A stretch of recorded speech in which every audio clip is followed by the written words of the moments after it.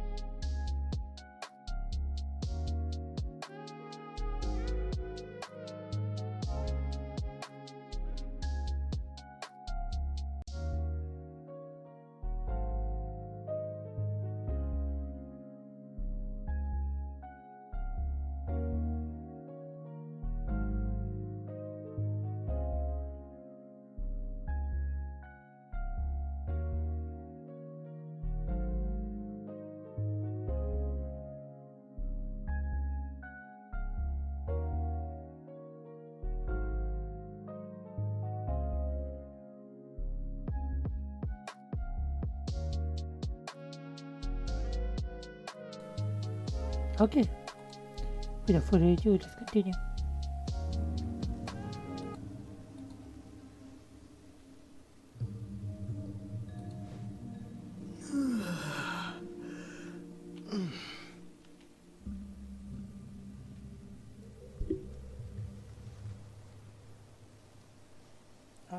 Wait a moment.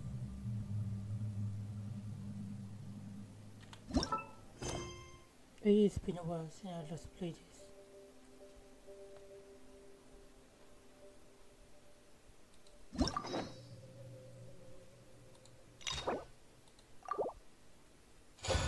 So yeah, we're gonna do Sino.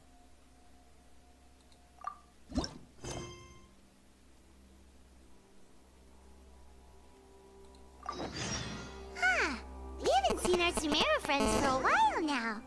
Paimon wonders how they're doing. Let's go to Sumeru City and catch up with them.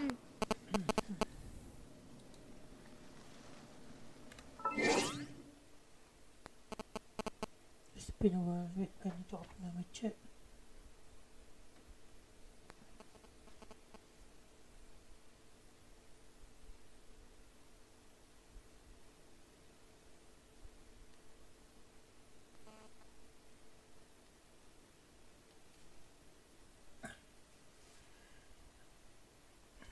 Are people gonna hear me clearly? Hello?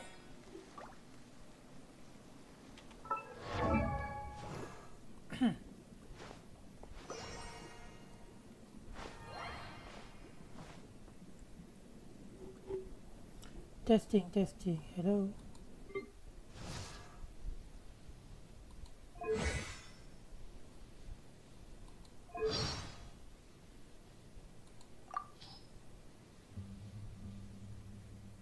No salutations needed. My exalted status shall not be disclosed as we travel among the common folk. I acknowledge that you are a person of superior...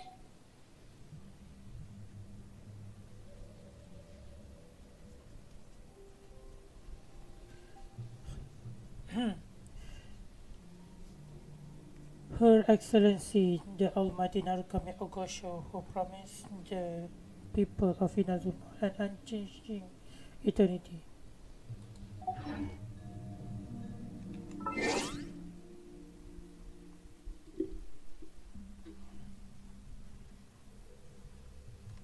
My voice is blurry.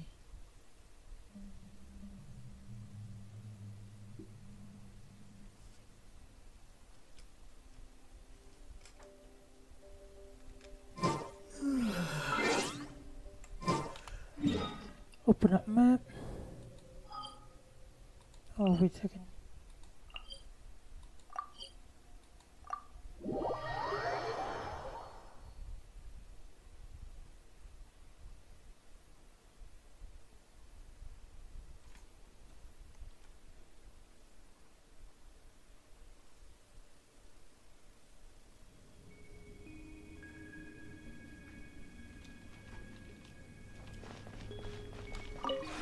Tabby. This realm is truly beginning to thrive. I cannot help but be stirred.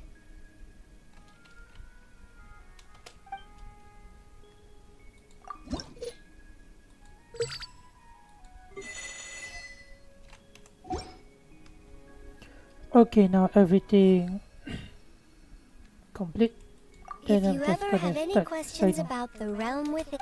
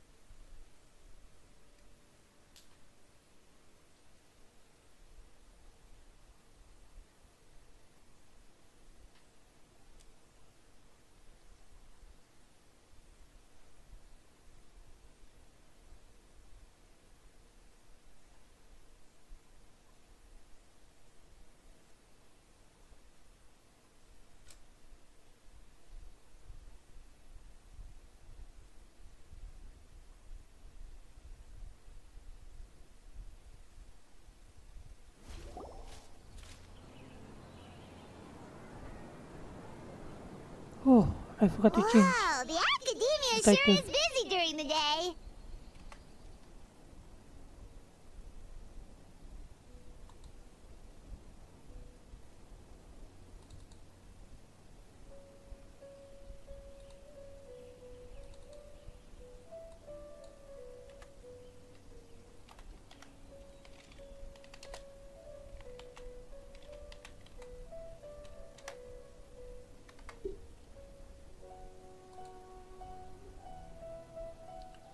Hey, it's perfect. Okay. But where should we go looking for people that we know? Traveler, Paimon. Sino! It's been so long since we last saw you!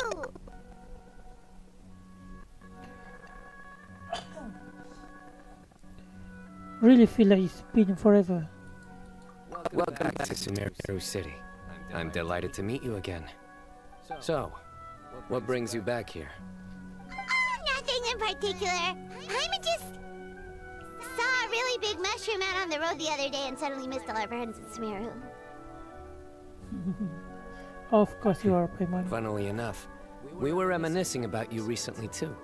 It was at a group dinner. I look forward to hearing about your travels. Something tells me we must have a lot to catch up on. Really? You were thinking of us too? What a coincidence! Indeed. Or as I call it, the Biryani factor.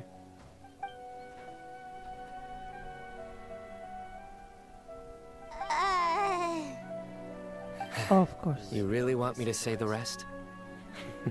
Okay. It's always nice to meet Stu again. Oh, Really? darn, he said it. I win the bet by one.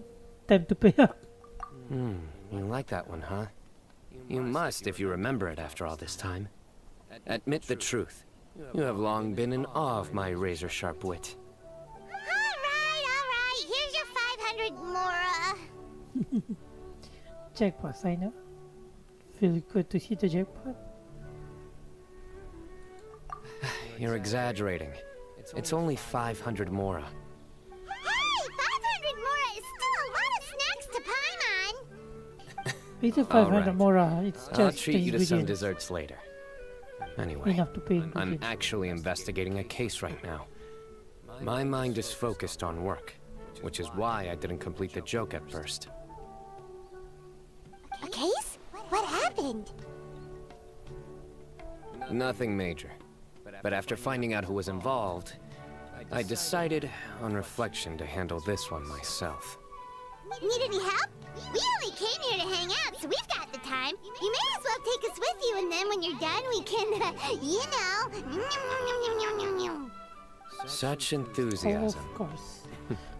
Are you worried I'll Paimon will forget do about anything treating for you to food. some sweets if you're not around to remind me? What? No! Alright, was it really that obvious? Obvious enough. Still, it's a fine idea. You are the heroes of Sumeru. It makes perfect sense to work together. All right, follow me.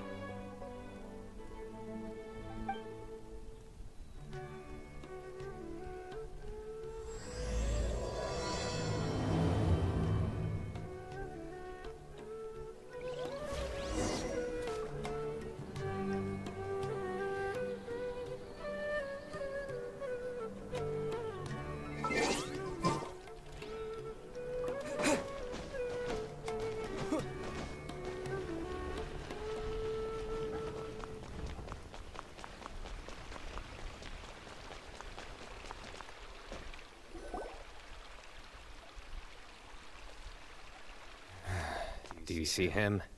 The old man flailing around? Oh, is he the one you wanted to talk to about the case? Correct. His name is Cyrus, a former Spontamont sage. He taught both me and Lisa. Huh? Sino's teacher is in trouble? It's ridiculous. I'm just an old man who enjoys a spot of gardening, shopping, and wine. What sort of person targets an old retiree?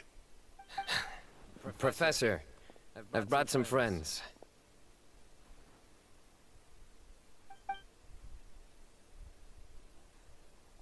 Ah, Sino. Now, who do we have here? Hold on, let me think. A flying fairy dressed in white? A youth who does not seem to hail from this land? My goodness. You must be the legendary traveler in Paimon. I've heard all about what you've done for Sumeru. Wow, looks like we're really famous. I've told him about you before. You are my friends, after all.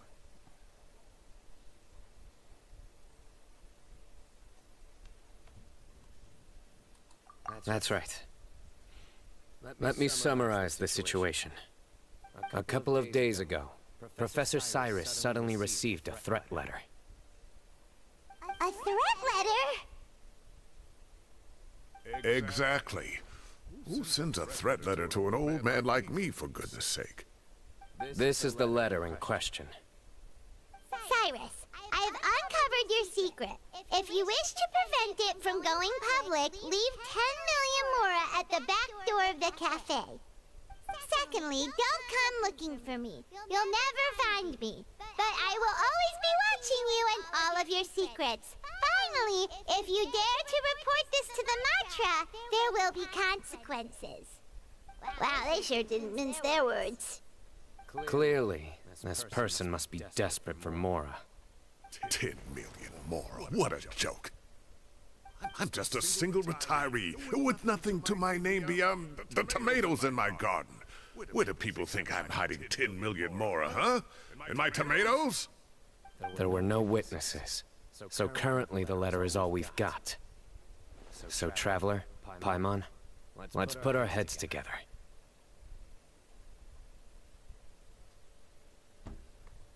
Ready when you are, Sino. Hyman's ready too. All right, take a look. Do you see anything suspicious? The symbol.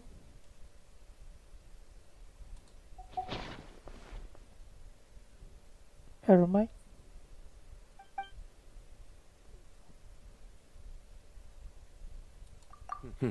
Very good. The paper has a rather rough texture.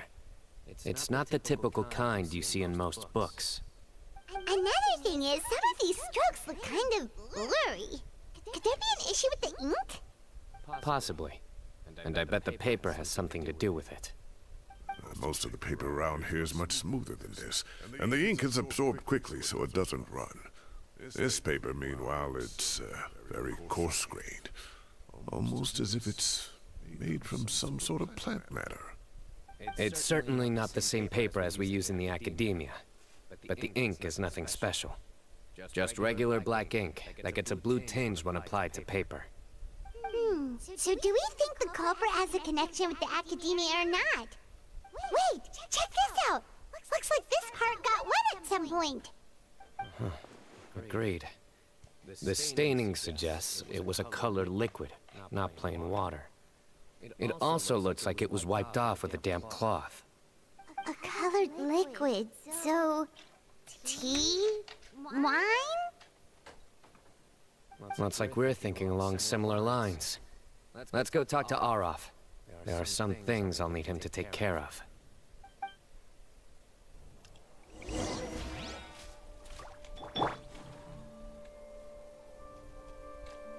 Hey! So, what is a vision actually made of? Everyone hold hands!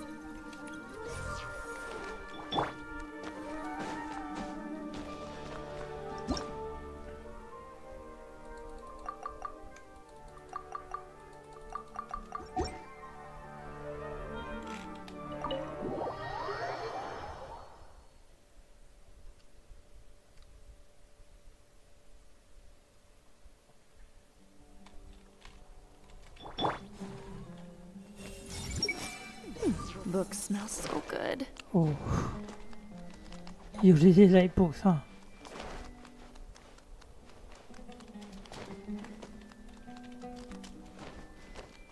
Shit.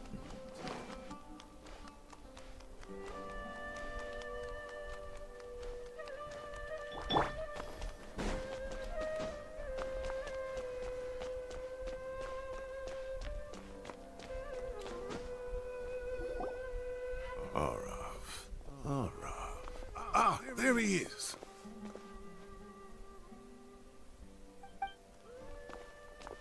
Mahamatra Sino, Sir Cyrus, and the Traveler and Paimon. It's been a while.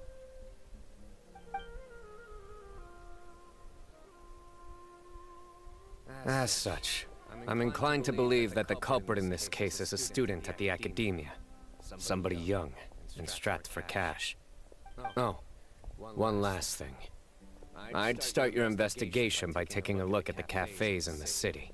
Oh, of course! You think the culprit spilled their coffee on the ladder, huh? They do look like coffee stains to me. Also, if I'm not mistaken, the letter is written on a type of scented paper that has aromatics added during the manufacturing process. The kind often provided as writing material for customers in cafes and taverns. Ah, of course. Yes, like they sell in the gift shops. I remember now. Zaha Hadid bought some a while back. She said she was going to use it as wrapping paper for a vase. Understood. I'll assemble a team to investigate the points of interest immediately. You have my gratitude. Maybe One we last should thing. call Navia. Send some Matra to guard the entrances and For the exits of Sumeru investigation. City. And change into plain clothes. Don't let them see you coming. Will do.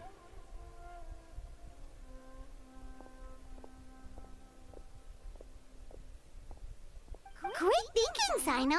So, where do we think the culprit's at right now? I'd like to be back to the cafe. Yeah, they've probably been lying low at home waiting to see how Cyrus reacts. You're right, Paimon. Really? Which part? The culprit's approach. Whatever happens, they need this Mora. But just because they warned Professor Cyrus not to go to the Matra, doesn't mean they know what he'll do next. So, like you said, they need to wait and see. And crucially, the culprit said they'd be watching the Professor's every move. Huh? Wait, are you saying...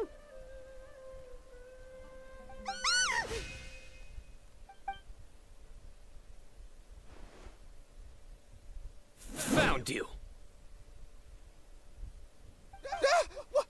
What are you doing? You wrote the threat letter! Wait, what? I don't know what you're talking about. What threat letter? I sensed someone was watching us from the shadows the moment we entered the House of Dana.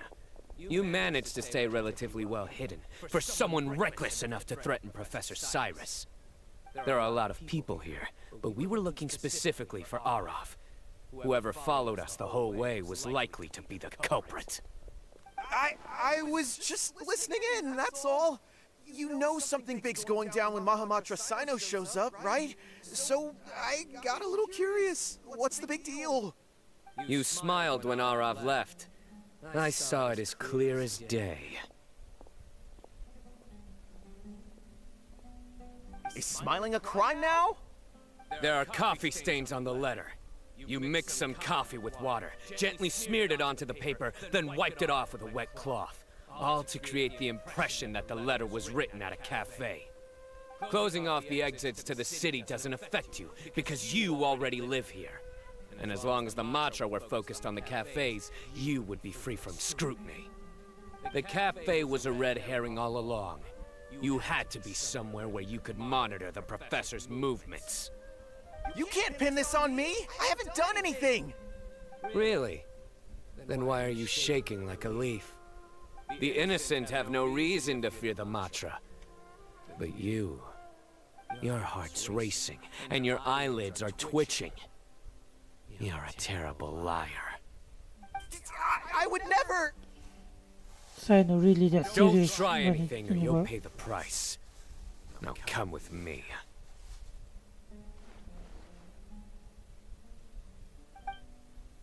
And also fairly short. Well, that was over quickly. Sino already caught the guy. You're telling me. One minute I go out for a quick smoke, the next minute I see Arav already on his way back to meet up with Sino. Looked like a young guy, too. Couldn't have been much more than 30. But after what he's done, I'm afraid he's ruined his whole future. Everyone, it's all over. Gosh, that was so fast! The culprit's name is Raka, a 16-year-old student in the Ratawe Star Shop. 60? Huh? 16? Cyrus thought he looked 30-something! We checked his records. He's 16, a third-year student. But he looks so old. Yeah, seriously. Foolish child. He's too young for the criminal life. What the devil drove him down this path? We questioned the culprit regarding his motives. He... Prankster or something? Oh, just spit it out. Nothing can surprise me at this point. Very well. It's our understanding that Araka is a mediocre student who has been underperforming in his classes. He started taking extra tutoring to improve his grades, but developed a gambling habit around the same time and lost a lot of Mora. Down on his luck, he went to the tavern for a drink and overheard some people chatting about Sir Cyrus's comfortable retirement. They mentioned that he's always arguing about his tomato plants with some old woman on the street. Some old woman on the street? Goodness gracious. Has that rascal attended a single one of his classes? That old woman is Kasharwar's very own professor, Zaha Hadi. How can he not know who Zaha Hadi is? Is this going somewhere? Oh, right, yes. So another thing. We don't just argue about tomato plants. And what are they trying to insinuate by comfortable retirement? A man grows a few vegetables and suddenly he's living a life of luxury? Maybe it's more the fact that you have the time to grow vegetables in the first place. Araka mentioned he'd heard a rumor, alleging that Sir Cyrus illegally obtained a large sum of money from the desert before retiring, and kept it for himself instead of reporting it to the academia. Araka believes this money to be the reason why Sir Cyrus hasn't kept up with any academic research or other projects since his retirement. And given your advanced age, he thought you'd be an easy target to blackmail. Oh, Araka. I'm at a loss for words. I'm so angry I don't know where to start. People make up rumors all the time. I am quite confident that Professor Cyrus has never embezzled a mora in his life. Arav, you'll have to find some excuse to interrogate Araka again later. I need you to deliver a few firm fistfuls to him on my behalf. I completely understand how you feel, Sir Cyrus, but I'm afraid that course of action goes against the Matra's principles. Professor, there's no need to be childish about this. Oh, come on. I was clearly joking. Okay. Where does this go from here? The academia will determine the appropriate disciplinary action against the student. And as for the individuals spreading rumors about the professor's obsession with tomatoes and some old woman on the street, there could be a slander case here. The Matra will continue to investigate. Who said I'm obsessed with some old woman on the street? Mind your wording or you'll start a whole new rumor.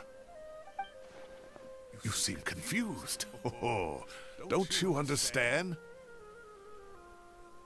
Uraka is just a young boy who made a very rash and very stupid decision based on some groundless rumor he heard. Besides, I didn't actually hand over any mora to him. The whole thing sounds a lot worse than it is. All it costs me is a little reputational damage. That's all. Please rest assured, Professor, that the academia will issue a fair and reasonable punishment. Yes, I have no doubt about that. But as a former educator, I'd still like to have a serious conversation with the boy's parents. Their family lives in the city, yes? Correct. We looked into the family. Both parents are merchants, and they're often away on business. They've never taken much of an active role in their children's lives. Oh, what a mess. You don't have to seal the evidence away yet, do you? I'd like to have that letter back for the time being, if possible. I need something concrete for when I talk to the family tonight. We have to show them how serious this situation is. The relevant authorities have already reviewed the evidence and are now discussing Araka's punishment. You can hold on to the letter for now. Just make sure to return it within a couple of days. Oh, so you'll be able to close the case in 2 days? Give or take. Cases like this are quick to resolve. Very good. Well, thank you for all your help. Perhaps we can all go for a meal together. Oh, my treat, of course. My apologies, Sir Cyrus, but I have a prior commitment. Enjoy the meal, everyone. Ah, I see. Well, that's a pity. But Sino, you have to come. You found the culprit at record speed, and I owe you for that. Ah, and isn't Tainari in town at the moment? Bring him along, too. Wait, you mean Tainari's in the city? He is. Tainari's master, Sir Nephis, called him and Kale to the academia to help out on a project. They should be at Nephis's office at this hour. Though I must say, I'm surprised you're extending an invitation to Tainari. Did you do something to offend Sir Nephis? Don't be outrageous. Nephis offends me all the time. It's never the other way around. Anyway, hurry up and fetch Tainari. I'll head over to the tavern with the Traveler and Paimon. See you there. Go on now. Don't keep us waiting. So the case is not closed just because a rumor is spreading. And Uraka not mostly guilty about this. Or the main source. Huh.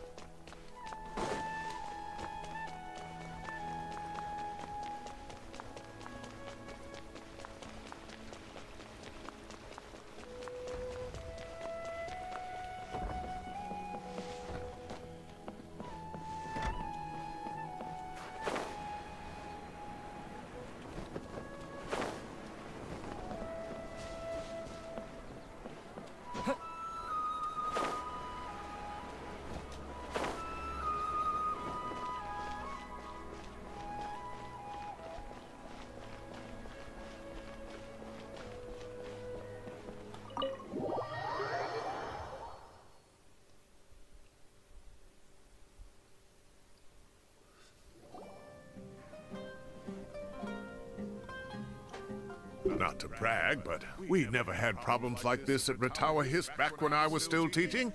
And if you don't want to take my word for it, you can ask them. They were students at the time. They'll tell you what it was like, won't they? I was out in the forest at least 4 days a week back then, thanks to a colossal workload from Master. It wrought havoc on my poor tail, so I didn't exactly keep up to date with what was going on at the Academia. Most of what I know, I heard from Sino after the fact. Professor's become a lot more laid back in his retirement. He used to be far stricter, and was especially known for being extremely principled. Wow. It's hard enough to stay true to your principles as a normal person. I can't imagine doing that as a sage. It's a pity Kale wasn't around at the time. I would have happily taken her on as a student. And then we'd have one more person who has to address Lisa as upper-class woman. Really? Can't you just call her Lisa? She seems to prefer it when people treat her like an older sister.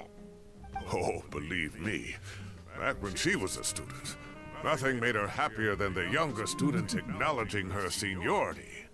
Upper-class woman, huh? Whoa, more food? Are you sure about this? We don't want to take advantage. Oh, don't worry about it. Order whatever you like.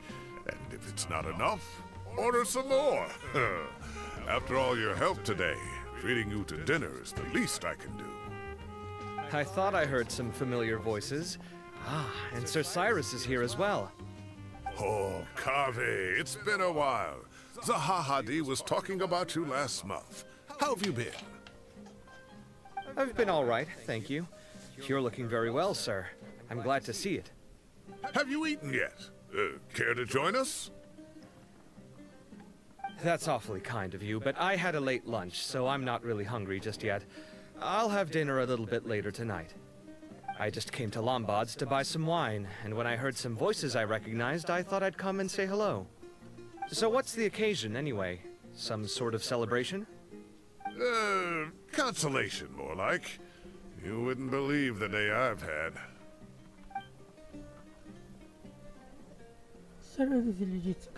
Sounds like things have really gone downhill since I was there. My whole time as a student, I've never heard of anything remotely like that. I can't believe how young the guy is. Oh, what are his parents going to think? Young people are always more susceptible to making rash and ill-advised decisions. Their minds are still developing. It's just an unfortunate fact of life. But still, this boy has some nerve. Just look at what he wrote. Oh, it makes my blood boil. Wow, yeah. Jeez. I will always be watching you and all of your secrets. And then he just followed you into the house of Dana? If this were my son, he'd get the scolding of a lifetime. Oh. Luckily, I'm also an extremely principled person. Kaveh! Your order's ready, sir! Coming! I'll have to get going. Have a nice evening, everyone. I'll catch you all another time. Okay, bye-bye! Here I am. The coffee beans are in here too. Yep, it's all there. I'll stop babbling away now. Let's eat before the food gets cold. Something odd. Isn't she say it's not making enough moral?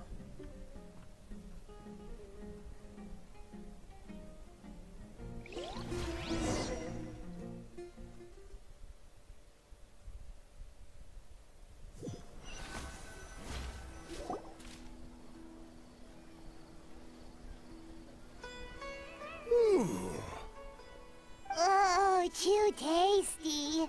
Paimon's belly is about to explode. Oh, mine too. I'll have to walk home to burn some of it off. Thanks for dinner, Sir Cyrus. Master Tainari and I will bring you some homemade herbal tea next time. It'll do wonders for your sleep. Well, I look forward to that. In fact, could I trouble you to bring a little extra for the other old folks on my street? I'll be the envy of the neighborhood. No problem at all. I'll pack some up and bring it over. Thank you for treating us. I'll see you all later. I better head home now and tend to the crops. Good night, Professor. Don't let those tomatoes keep you up too late. Hey, my tomatoes are serious business. I am not about to be beaten by Zaha Hadid. Anyway, I'll be leaving now. Don't stay up too late now, children. I bid you all a good night. Take care. Have a safe trip home. All right. Now, we finally have some us time. What do you mean, us time?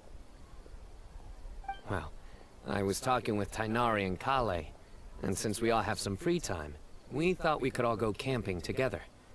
Think of it as our way of welcoming you back to Sumeru. Camping? Oh, that sounds fun. Paimon's in! Yeah, that sounds fun. Right? It's been so long since we did something fun together.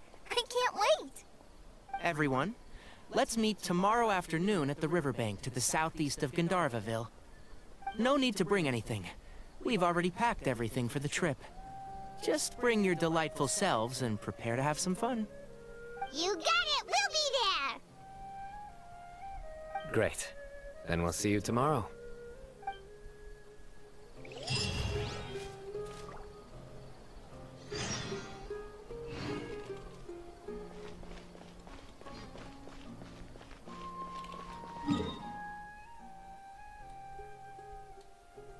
Gandharvaville.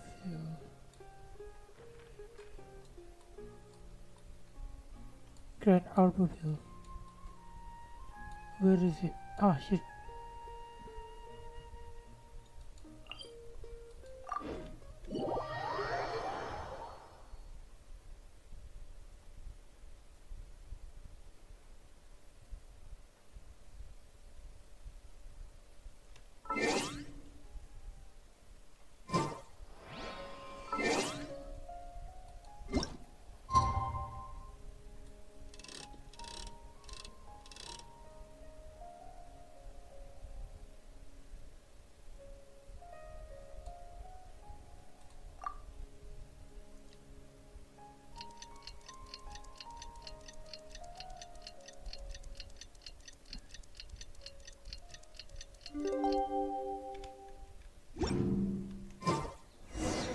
Time to set off. Let's head to the southeast of Gandharvaville and meet up with the others.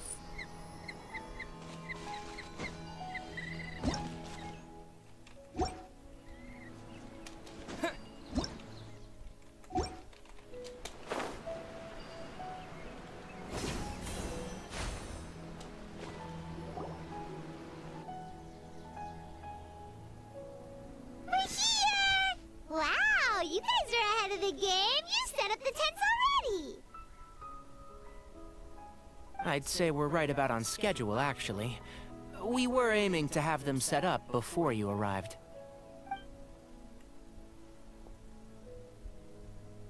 Traveler, Paimon, let's go fishing together.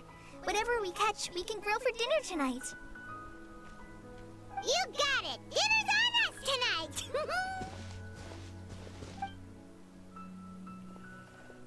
Achoo! I hope I can contribute too. The other forest watchers gave me some fishing tips a little while ago. I'm really looking forward to giving them a try.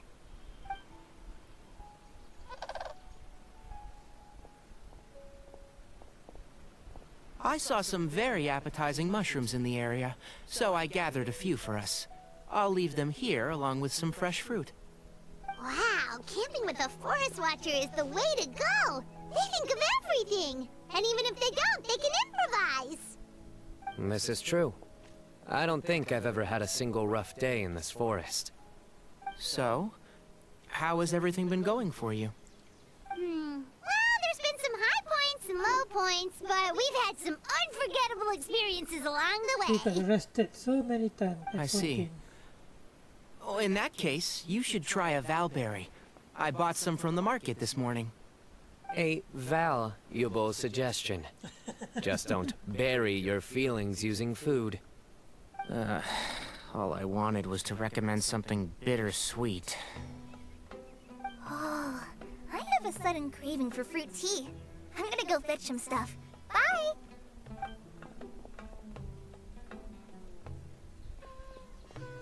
She sure made a run for it. She made a run for it. Unbelievable. She made a run for it. So Kale chose the path of tactical retreat. Could it be she foresaw what shall soon come to pass?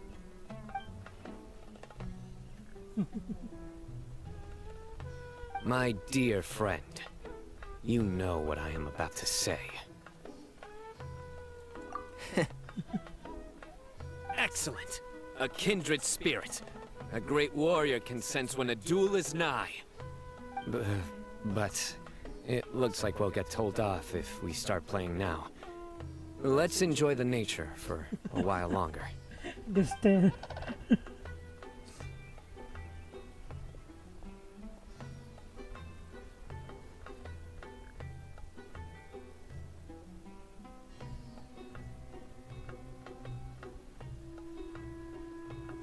I still have the master.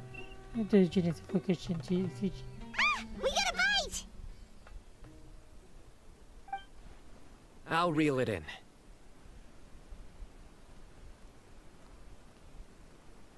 Firewood, spices, snacks, and drinks. Everything's ready. Once Kale gets back, we can light up the fire and start grilling.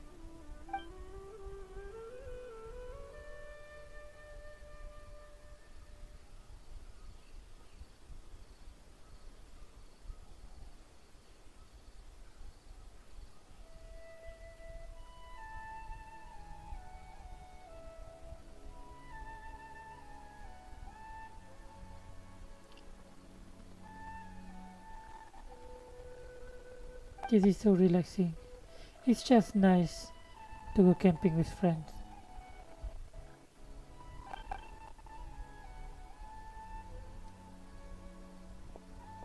There are 3 tents. Which one do you two want to take? How about the one on the left? Whatever Paimon says. Well, Paimon just thinks the ambiance here is a little better. True. But it's also the closest to the water. If there are any sleepwalking fungi around tonight, they might stumble into your tent. Well, that's no good. Take my weapon. You can use it to bar the entrance. Anyone would think you were sealing the gates to King Deshret's mausoleum. Excellent. Then this tent will be an impenetrable fortress. I'm back! How's your appetites? Ready for the barbecue? Always.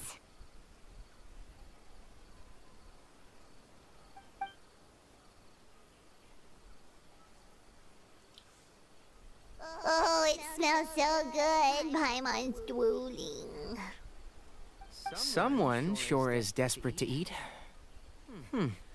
I think it's time to add the seasoning. How do you like your skewers? Well done? Medium?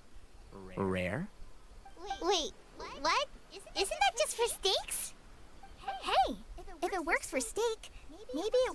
other things too. Medium well for me. Okay, these are about ready now then. It'll be a few more minutes for anyone who wants theirs well done. Well, I'm gonna dig in. Oh, that was so delicious. If Paimon's stomach had space, she'd eat 3 more skewers. I ate a lot too. Here comes the food coma. If you're tired, then go rest. You must be getting sleepy too, Paimon. Why don't you guys head to your tents? Sino and I will clean up. Tonight, I show you mercy. Our sacred duel will take place another day. Good night.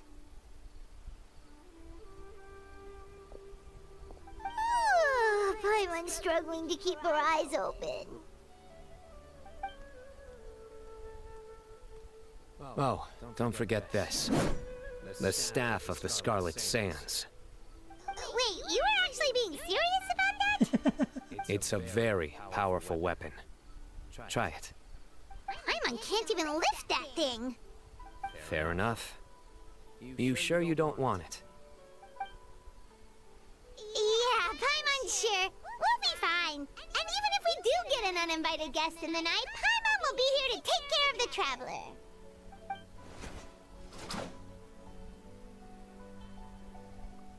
Wait, that's not dull blade, that's silver blade.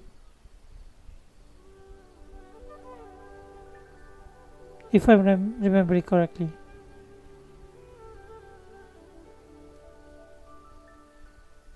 Devour artifacts, I have counted 5 months. That reminds me of a parting king of invocations. I'll tell you about it tomorrow. But right now, it's time to rest. Sleep well and sweet dreams.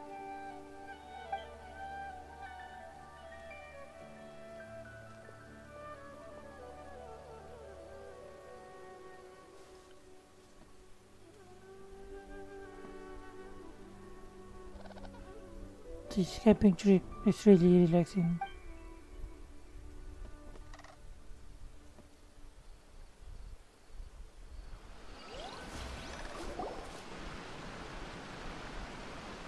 I think they should all be here.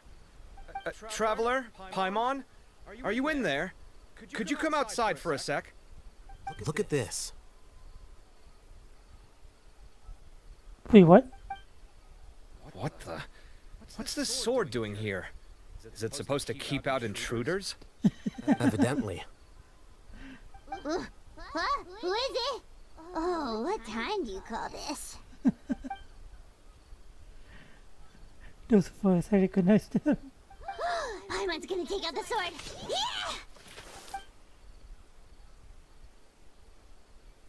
I'm going back to sleep. Oh, hey them, Kave! What are you doing here? It's the middle of the night!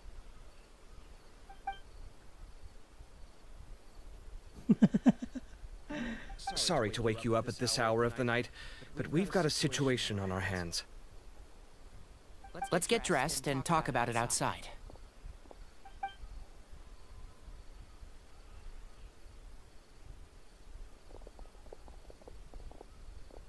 Something has come up. And since it pertains to Cyrus and Sino, I deemed it essential to inform you all. Whoa, back up. Let's start from the beginning.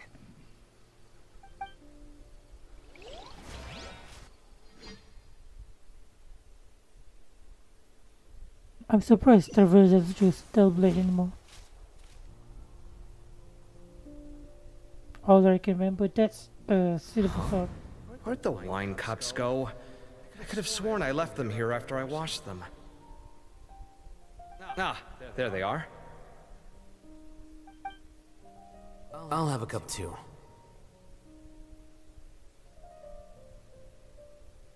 Can you see if the cookies are still on the table?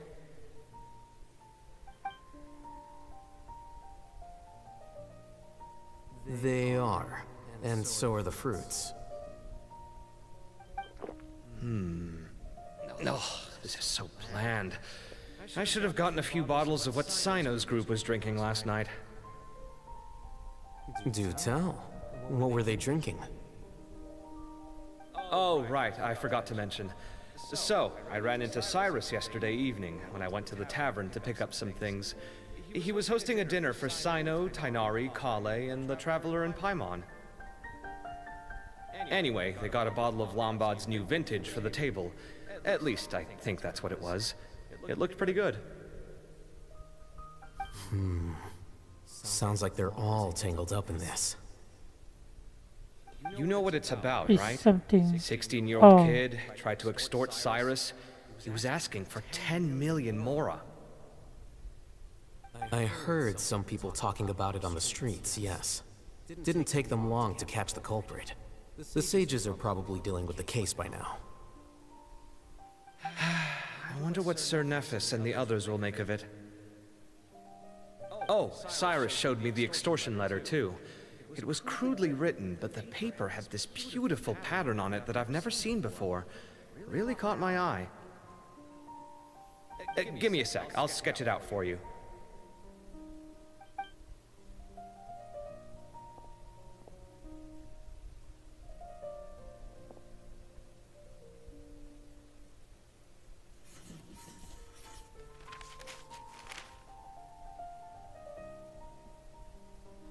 Okay, done. Take a look. You see what I mean? I don't think I've ever seen writing paper like this around before. God knows where the culprit got it from. Interesting.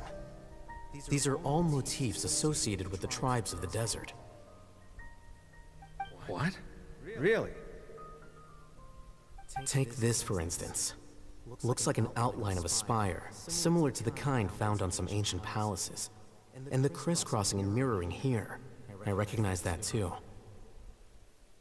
It bears a striking resemblance to an ancient emblem, one that hasn't been used in a very long time. Wait, are we able to copy all emblem of is that? it? Oh, wait, he's an architect. It's the emblem of the Temple of Silence.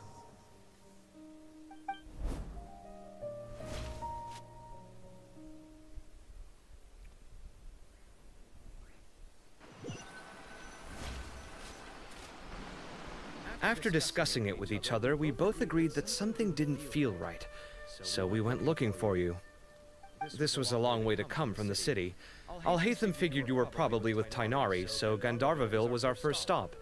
But the Forest Watchers told us that you'd gone camping. Then, just as we were heading off to the campsite, we ran into Cyno. He said he was on a supply run.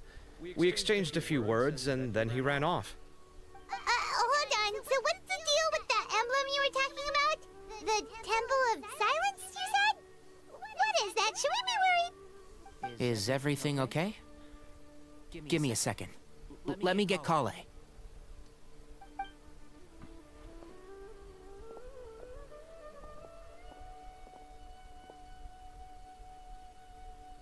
So you've never heard of the Temple of Silence? Well, to put it simply, it's an organization that has existed in Sumeru for over 1,000 years. These days, you can find a Temple of Silence office in the academia. Theoretically, it's responsible for the custody and disposal of information and documents not fit for public dissemination. At least, that's what they tell the outside world. In truth, it's essentially a vestigial institution nowadays. There's an office with their name on it, but it's functionally obsolete. Historically speaking, the original Temple of Silence is said to have been established by Hermanubis, one of the 7 pillars of King Deshret and the greatest of all sages. Most of the organization's members hailed from the desert. By contrast, none of the Academia Temple's current members are from the desert region, nor do they use any symbols connected with the desert folk. So the Temple of Silence at the Academia is just a fake? Wow. It's possible. The real question is, why? My guess is they're covering something up. So, how do you know all this? Sounds like some pretty top secret stuff. Did you forget? He did a stint as acting Grand Sage, and kept the pay raise even after he resigned. Oh, yeah! Paimon did totally forget about that. So you took the chance to read all the top secret documents while you were acting Grand Sage, huh? If you're asking me whether I familiarized myself with the documentation in my office, I would respond that that's a perfectly normal part of any job. So much about this doesn't make sense. Why did the emblem of the Temple of Silence appear on a threat letter from an academia student to Cyrus? The student's only 16 and doesn't have any family ties to the desert. So where could he have seen that emblem or gotten the paper? You said you ran into Sino, yes? Did you tell him what you've just told us? Yep. He ran off as soon as he heard what we said. Given that Cyrus is involved, he's probably halfway through solving the case by now. Still, we should try to catch up with him. At this hour of the night, Sino will probably go looking for Cyrus at his current residence. If the Academia's Temple of Silence really does exist just to cover up the truth, the sudden appearance of this emblem can't be good. It's sure to stir up trouble. We should pay a visit to the Academia. Yes. As the Sage of Amorta, my master ought to know the truth about their office. You can ask him to tell you what he knows. The more information we have, the better prepared we'll be for whatever happens there. If this situation is connected to the real Temple of Silence, the emblem has to be part of a bigger conspiracy. Kale, could I trouble you to send a message to the Core of 30? Tell them to keep an eye out for Sino and Cyrus. Traveler, Paimon, you two come with me. We'll go after Sino. Sounds like a plan. Let's go. Cyrus has been living in the city lately. He rented a place near the field so he can keep an eye on his tomato plants. Then let's go look for him there.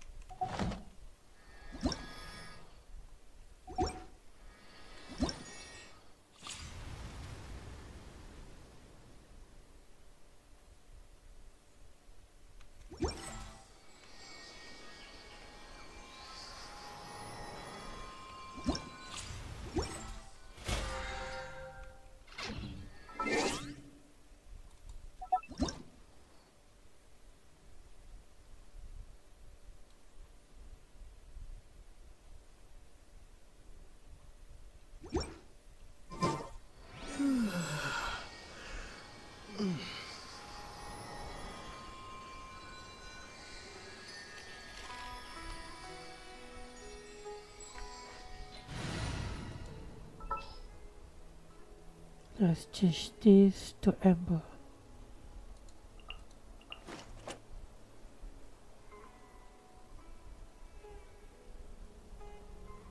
Or we can still use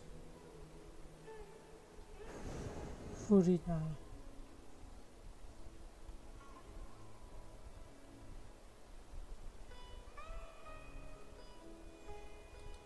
At the ready.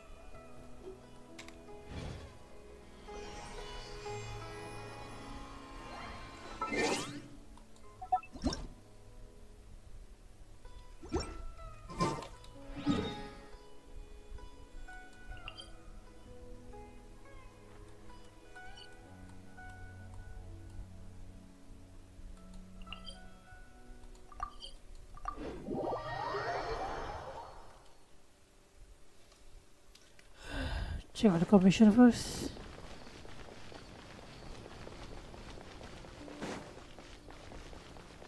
Catherine. Ad Astra Abyssosk.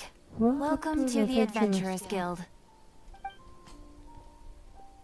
Thank you for completing today's commissions. Here is your reward.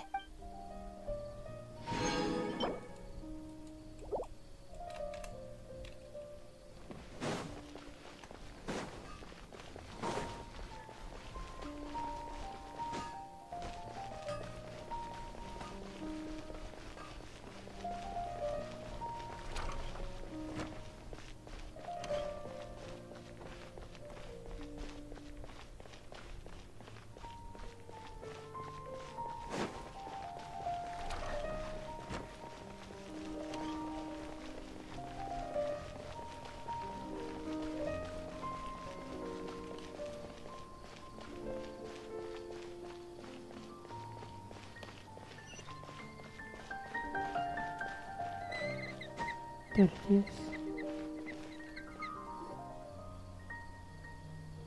Here we are. This is the place. We might be too late. Looks like nobody's home. Oh, Sino moves fast. If he was here, he's probably long gone by now. I know that voice. Is that Tainari I hear? Ah! Professor Zahahadi! Wow, so it really is you. My goodness, whatever is going on tonight? We're looking for Sino. So, he's already been here. Yes, not long ago, in fact. He knocked on my door and asked if I'd seen Cyrus today at all. I told him the old fool left early this morning, and I hadn't heard him come back. So we went to his place, and would you believe it? He's gone. Goodness knows where to. It must have alarmed Sino, because he took off in an awful hurry after that. He never did explain what this was all about. How serious is it? Well, if Cyrus isn't at home... Oh, it sure doesn't sound good. Professor, did you hear that a student recently tried to extort Cyrus? Why, yes. When I left the house that day, I noticed he was watering his flowers in the field in complete silence. He had a piece of paper clutched in his hand, and he looked lost in thought. I could tell something was troubling him, but he wouldn't tell me what it was. If Sino hadn't happened to visit him that day, he'd probably still be holding on to that thing. After seeing the letter, Sino told him to contact the Corps of 30, but Cyrus was very reluctant. He claimed it would only damage his reputation. Eventually, he relented, after much persuasion from Sino. Huh? Cyrus didn't want to report it? Well, that's strange. When we saw him, he seemed pretty okay with the idea of the kid getting his just desserts. As a former sage, it's possible Cyrus still has enemies at the Academia. That's why Sino was so insistent that he report the matter to the authorities. I was there while they were going back and forth over it. So Cyrus initially hoped to stop this from going public. But why?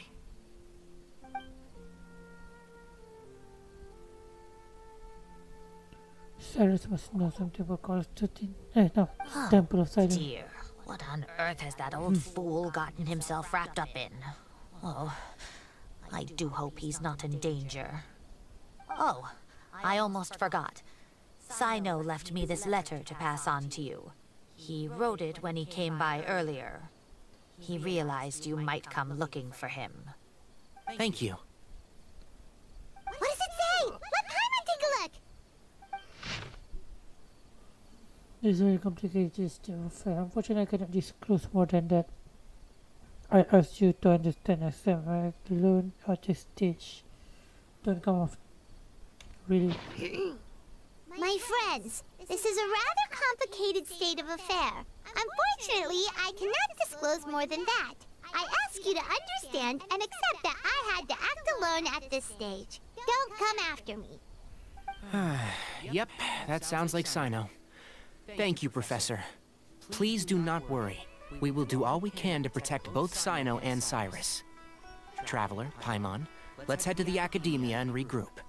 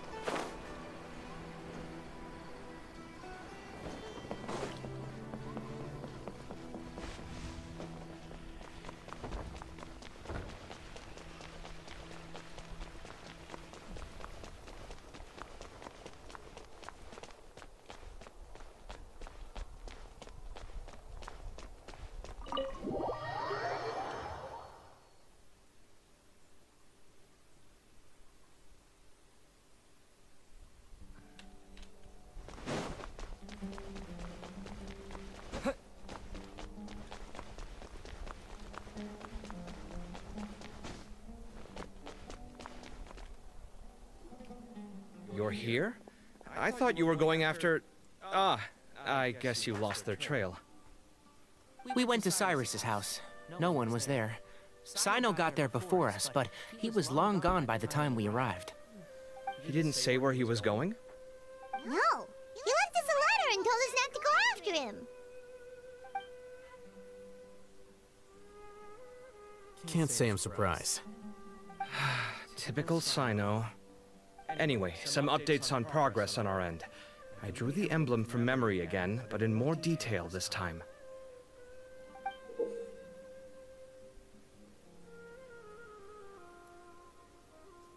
Wait, that's the detail?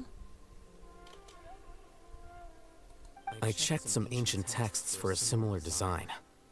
The one I found was a little blurry, but the similarities in the general form and certain details were clear enough to confirm a match.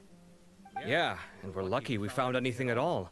It turns out the emblem was all but lost to history. We scoured the entire Academia collection, and that book was the only one with a record of the motif. Meanwhile, Arav managed to get Uraka to disclose his source. The one who told him about Cyrus's embezzled funds was a young man from the desert. According to Uraka, he had a striking presence and was well educated. Apparently, the two met in the tavern over a game of cards. The guy claimed to be in the city for business, as part of a merchant caravan. Uraka was intrigued when he heard what his new acquaintance had to say, and brought up the idea of extorting Cyrus for Mora. The guy encouraged him to go ahead with it, then handed him some pen and paper to write the letter. I see. So it could be that this person planted the paper intentionally. So, how do we find this guy? Did Uraka say where he is? He doesn't know. He claims not to have seen him since that day in the tavern. The man gave him some tips on how to carry out the extortion, but from then on, Uraka was acting alone. Nephis and Arav have gone to meet the Court of 30 and review the city's entry and exit records. Also, Nephis admitted that the Temple of Silence in the Academia is just a facade. The true Temple of Silence once came to the rainforest to establish a collaboration with the Academia. But, as time went by, the sages gradually became corrupt and foolish. The Temple of Silence felt that they could no longer trust the Academia and ended the partnership. They retreated back to the desert about 400 years ago. Ever since its inception, the Temple of Silence has been the guardians of King Deshret's civilization and belief system. They traveled throughout Sumeru, sequestering and guarding any wisdom that posed a threat to the people's livelihoods. At its roots, it was a legitimate and reputable organization whose purpose was to guide people towards the right path. The Academia of the day knew that the split would damage their reputation if it became a matter of public knowledge. And so, they set up a dummy organization of their own to conceal the truth. Not only that, but they managed to keep up the charade for hundreds of years! So how did Cyrus become acquainted with the true Temple of Silence if they left centuries ago? I'll bet that's the question that bothered Sino. Probably why he went after him in such a rush. Whoever is behind this, getting Uraka to extort Cyrus was only the first step of the plan.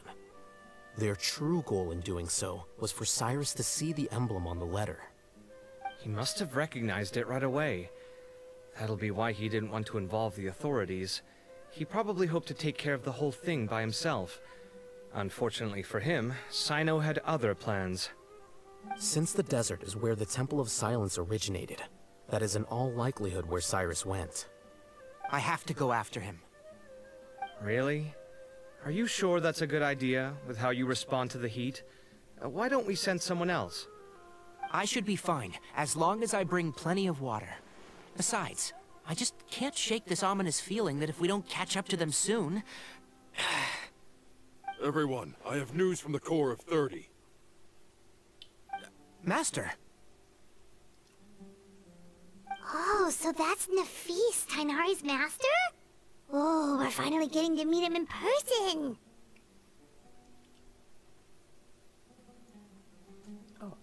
Hello. It's a pleasure to meet you, Traveler in Paimon. And I can see the similar hairstyle. Several independent eyewitnesses have reported seeing Cyrus and Mahamatra Sino leaving the city at different times. Both were heading in the direction of Caravan Rebat. I was going to suggest that you join forces with the Corps of 30 in this case. However, as I'm sure you've already heard from Al-Haytham and Kaveh, the Temple of Silence is involved. The Academia has made a number of decisions throughout history that I am ashamed to talk about. It may well be that no better choice was available to them, but those actions are nonetheless a stain on our legacy. I won't attempt to make you understand the Academia's perspective. Now is the time for action. I understand where you're coming from, Master. But I'm afraid the situation might be more complicated than we thought. I think we need to keep a low profile, or risk making things worse. Good point. If Cyrus is involved with the other side, or worse, if he's fallen into their hands, and...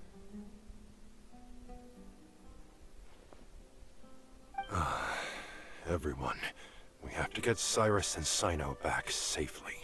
We cannot afford to lose them. Need our help? Whatever you need, we got you covered. Really? Wonderful. You have my most sincere gratitude. Arav and I will continue to follow up on the lead from Uraka. Kaveh, Scribe Al-Haytham, I'd like to ask you to cover the duties of the House of Dana.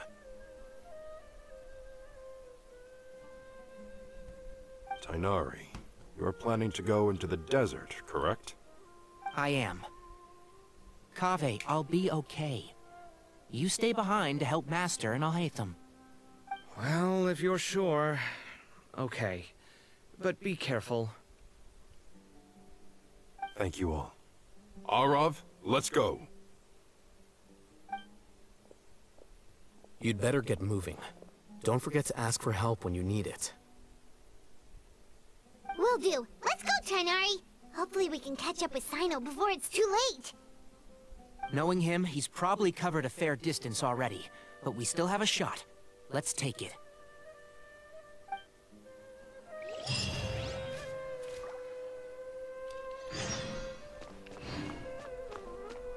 Caravan River. Wait, that's really far away.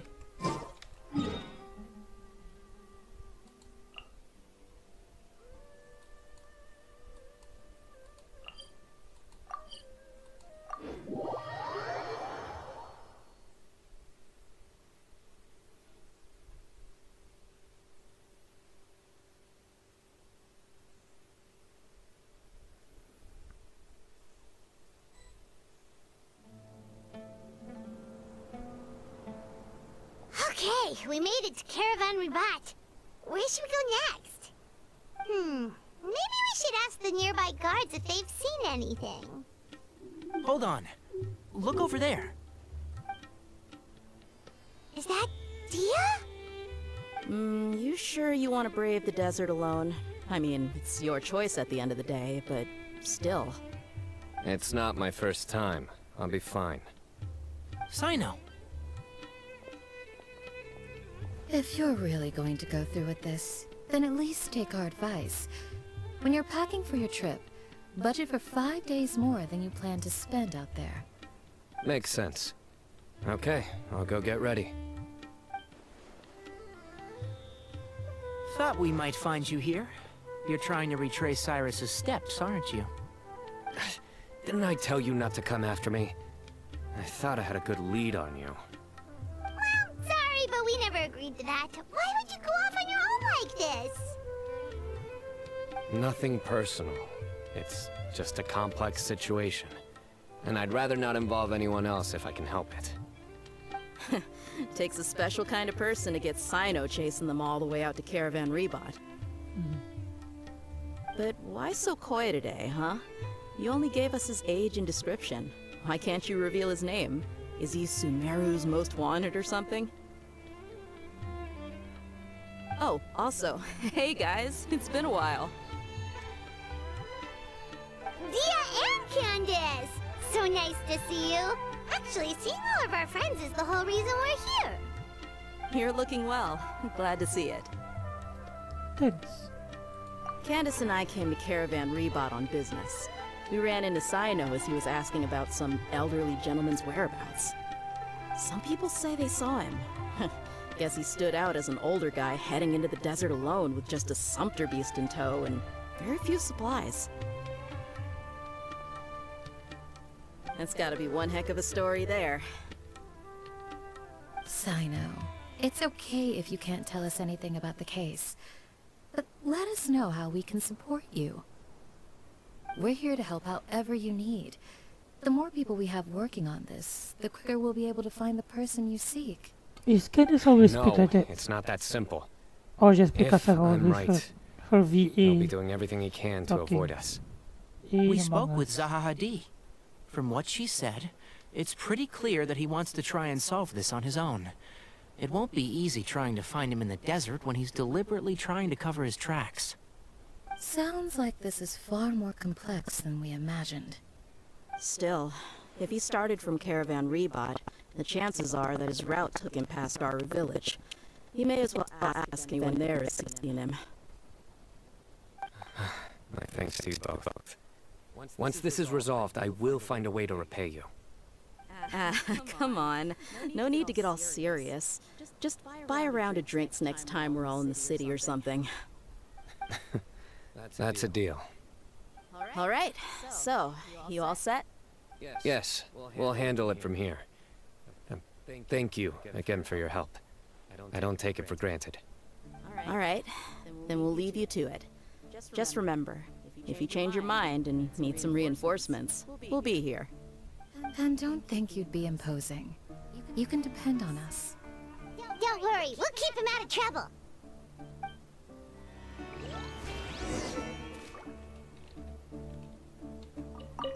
Sino should count himself lucky that the Traveler and Tainari got here when they did.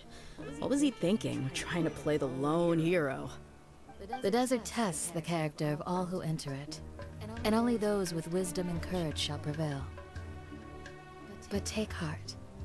With his companions by his side, no harm will come to Sino.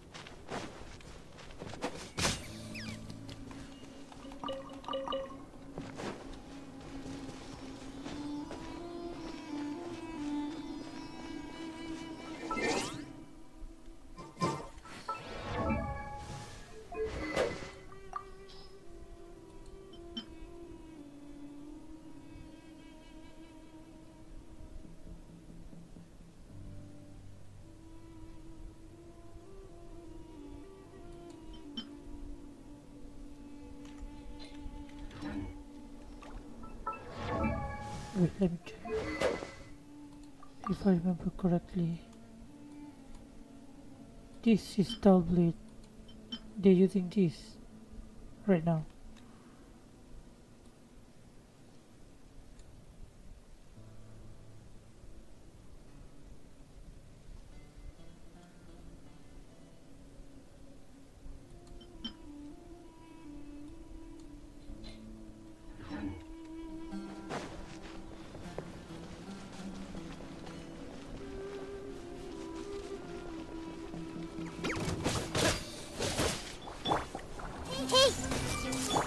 Illusion shattered!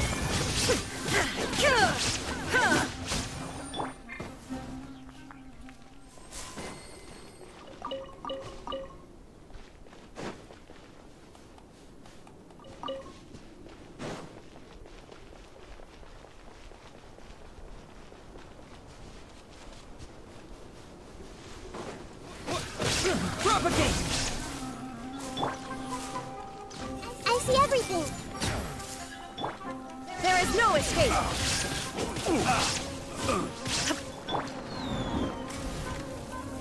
No escape!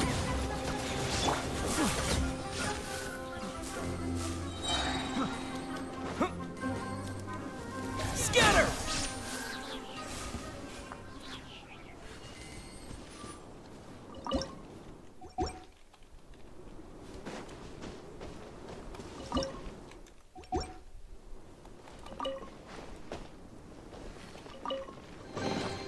A reward on the road.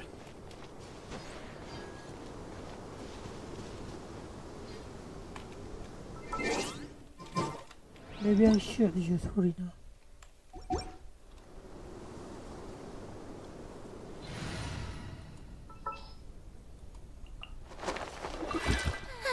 I knew you'd miss me.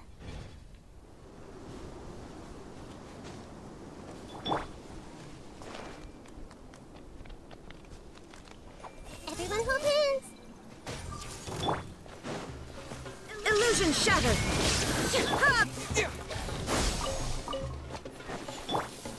I see everything! Shower me praise! There is no escape!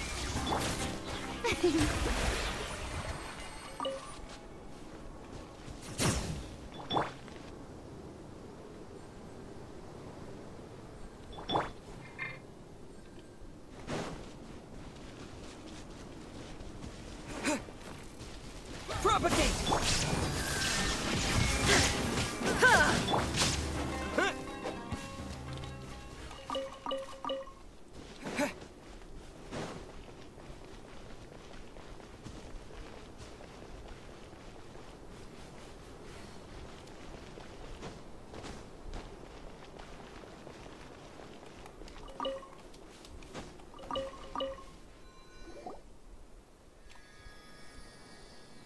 Hold on. There's a few things I'd like to clear up. Go on. So, after you left the campsite, we had a longer talk.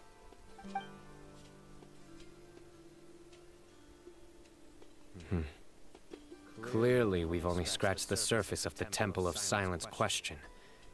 It doesn't surprise me at all that the one in the academia is a fake. Do you have any connection with the Temple of Silence? I do. I trust you're all aware of the spirit that gives me my power. Hermanubis, the original founder of the Temple of Silence. Due to my unique constitution, I was put through a number of trials in the desert when I was younger. Later, I met the professor, and he brought me to Sumeru City. But my memory of that time is hazy. I can't recall much. It's a good thing that Kaveh noticed the emblem on the letter. Without that, I don't know if we would have connected the dots and realized there was more to this case than mere extortion. I did not recognize that symbol at all. Whether that's because I've never seen it, or because my memory fails me, it's hard to say. Yeah, you're right. Thank goodness for Kaveh, and for Alhaitham's diligence during his time as acting Grand Sage. But Cyrus must have recognized it right away, right? Otherwise, he wouldn't have had any qualms about you reporting it. Oh, maybe his connection to the Temple of Silence goes even deeper than yours. I suspect so too. Professor has never once mentioned the Temple of Silence in conversation. And whenever the conversation turns to Hermanubis and the concept of spirit indwelling, he avoids going into any depth. Well, speaking of avoiding things, you do realize, don't you, now that we've caught up with you, you're stuck with us for the rest of the way. I am aware. And I have accepted it. Or rather, I don't see how I could manage to ditch you en route, so I might as well accept that you're coming with me. That's right. Fact is, we're coming with you whether you like it or not. So the best option now is to try to look out for each other. Ha!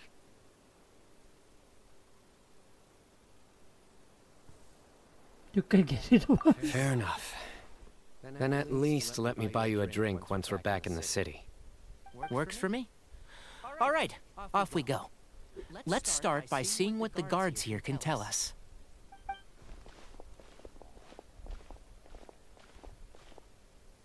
Hello. Mahamatra Sino? I'm looking for someone. So I'd like to confirm any recent foot traffic in and out of Aru Village.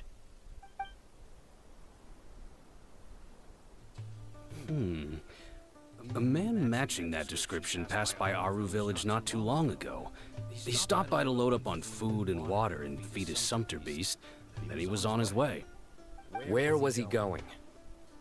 Let me think. He took a seat by the entrance of the village for a while, and had a brief chat with the person who came to deliver the water. He said he was headed somewhere near an oasis, but he didn't mention which one. Do you have a map? I can mark out the direction he was heading and the best routes to any nearby oases. I have one. Mark away. Great.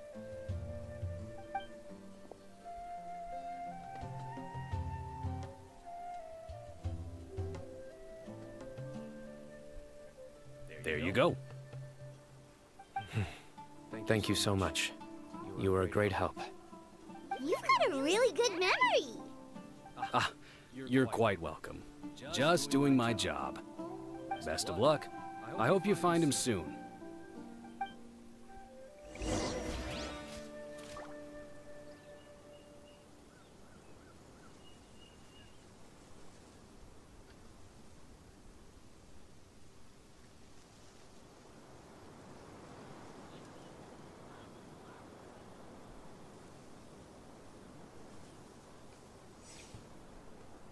When in Aru Village, please respect the local customs.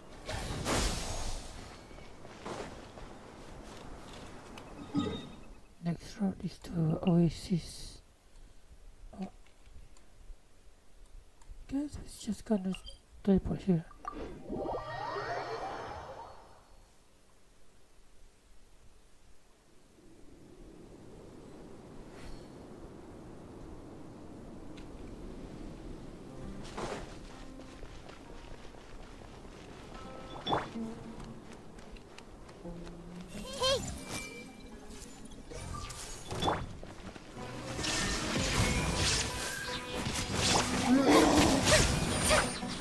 May I present?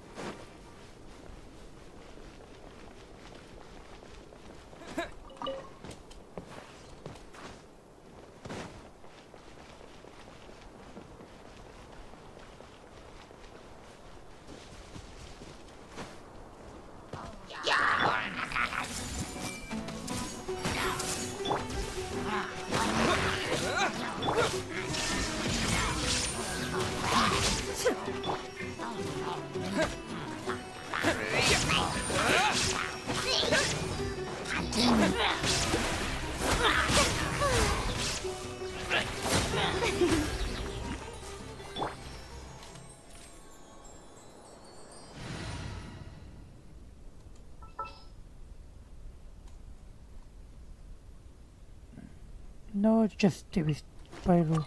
Outrider Amber, reporting. It's easy to burn something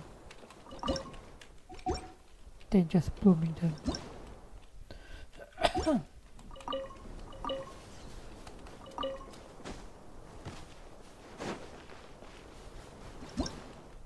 Wait.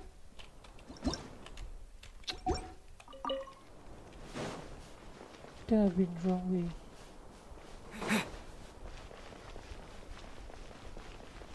Yep.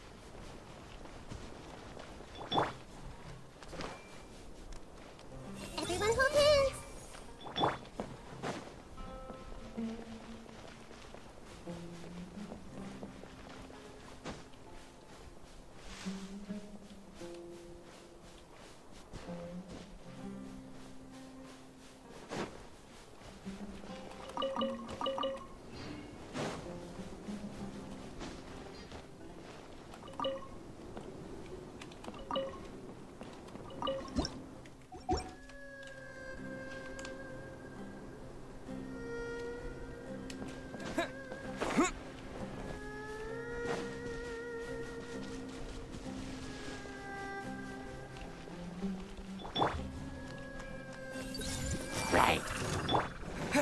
Propagate! Illusion shattered! Ha!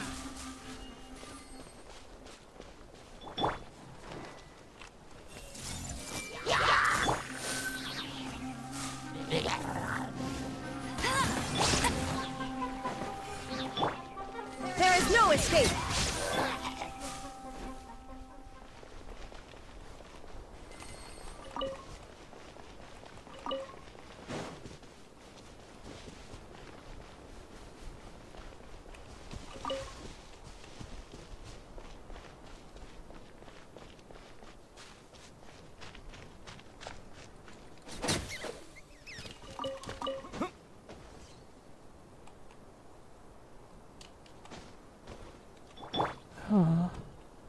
I see everything.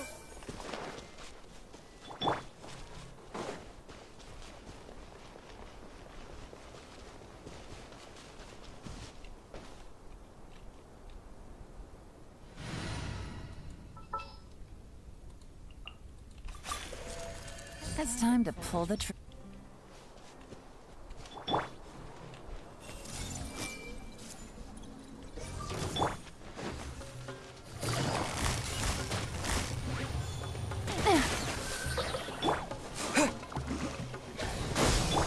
Shine down!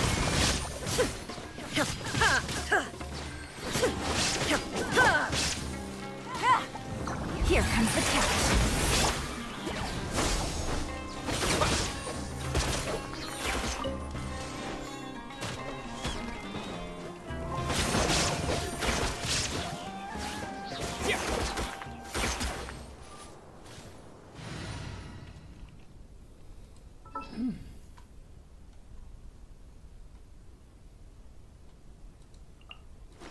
Leave it to me.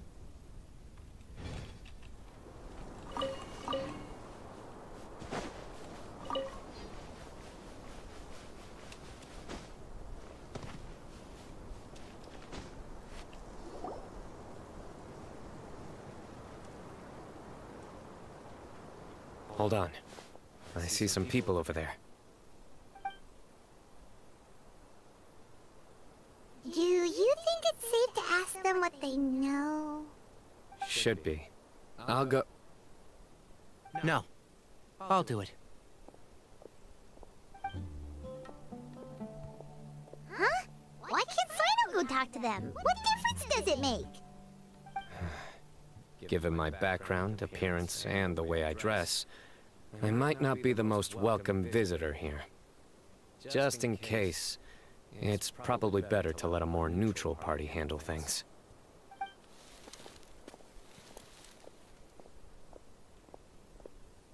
Ah, hello there. I hope I'm not interrupting. My friend and I are looking for an elderly man who's gone missing around these parts. Oh, Any chance I could ask you a couple of questions? Oh, a missing person, huh? Sure. What do you want to know? I'm just wondering if you've seen him. Let me give you the details.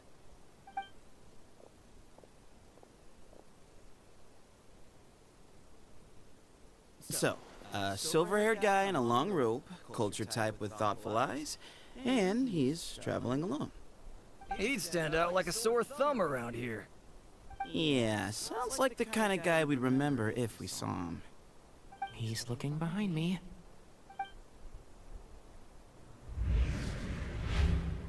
Uh-oh. That guy's looking our way. Your friend over there stands out a lot, too.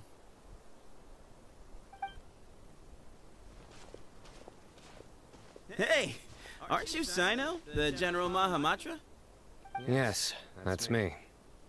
You don't seem surprised that I recognized you. It wouldn't be the first time. Oh, you're the one looking for the old man who's gone missing, aren't you? I have a bad feeling about this guy. Someone's on edge. You don't trust me much, do you? No need to hide it. I understand why you're wary of us. Still, you came to us asking for help. Do you want it or not? I thought you were a group of merchants. Seems I was mistaken. Your henchmen don't look like much. But something tells me they put up a better fight than most mercenaries. Hey! Hear that, guys? You're my henchmen now. Suits me, as long as I get paid for it. Just cut to the chase already. I'm running out of patience. All right. Come with me. All of you. Where are you taking us? Don't you want to find your friend? The silver-haired, long-robe, culture type with thoughtful eyes? Sounds like there's a whole other side to Cyrus I didn't know about. So you know where he is? Just follow me. I'll take you to him.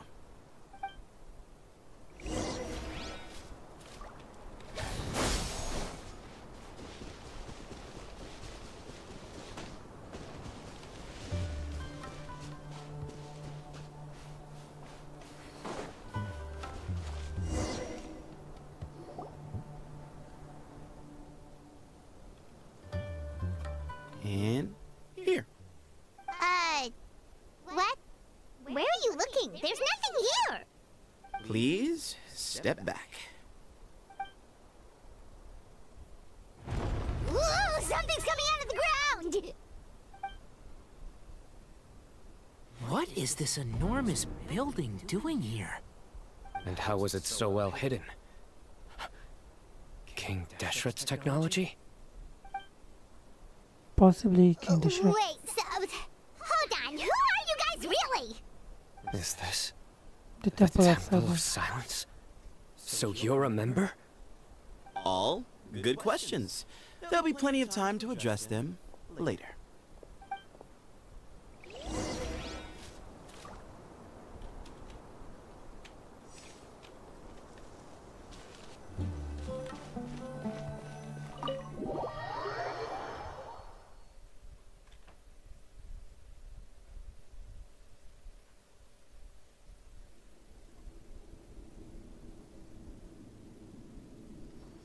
This is not what Paimon was expecting to find in the desert, especially not hidden right next to an oasis. Ooh, Paimon's scared. They must have kidnapped Cyrus. Do you think this is the guy Raka met in the tavern? What's wrong? Thinking about your professor? I just hope for your sake you haven't done anything you might regret. Me too. I hope I haven't done anything to incur your wrath.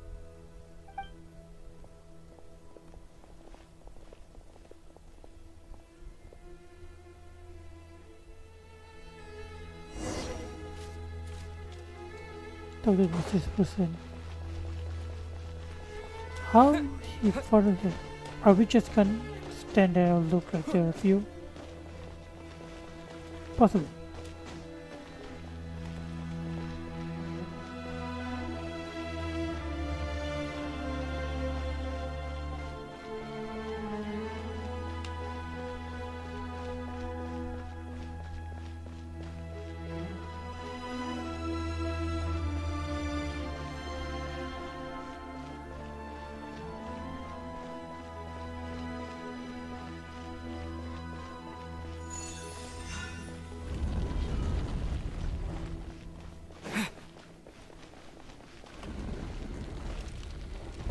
You really that far ahead?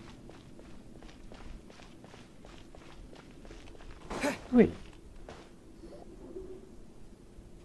Alright, you can wait here for now. I'll inform our leader that you've arrived at the Temple of Silence. Sit tight until he comes to greet you.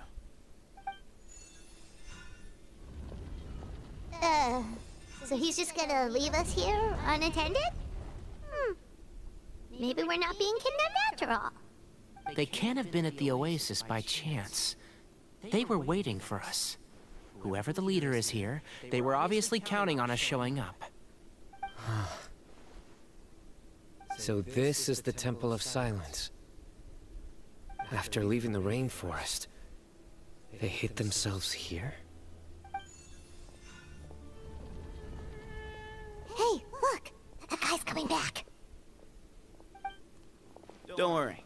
Someone will come and call for you soon. What's your name?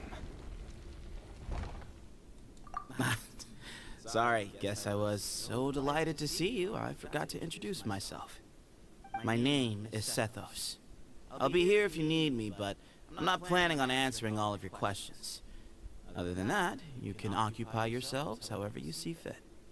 So we're free to explore by ourselves? Yep. I mean, I'm not worried about you running off. Cyrus is here. And unless I've misunderstood, you're all quite anxious to see him again. He's right. Well, if we've got some time, we might as well take a look around.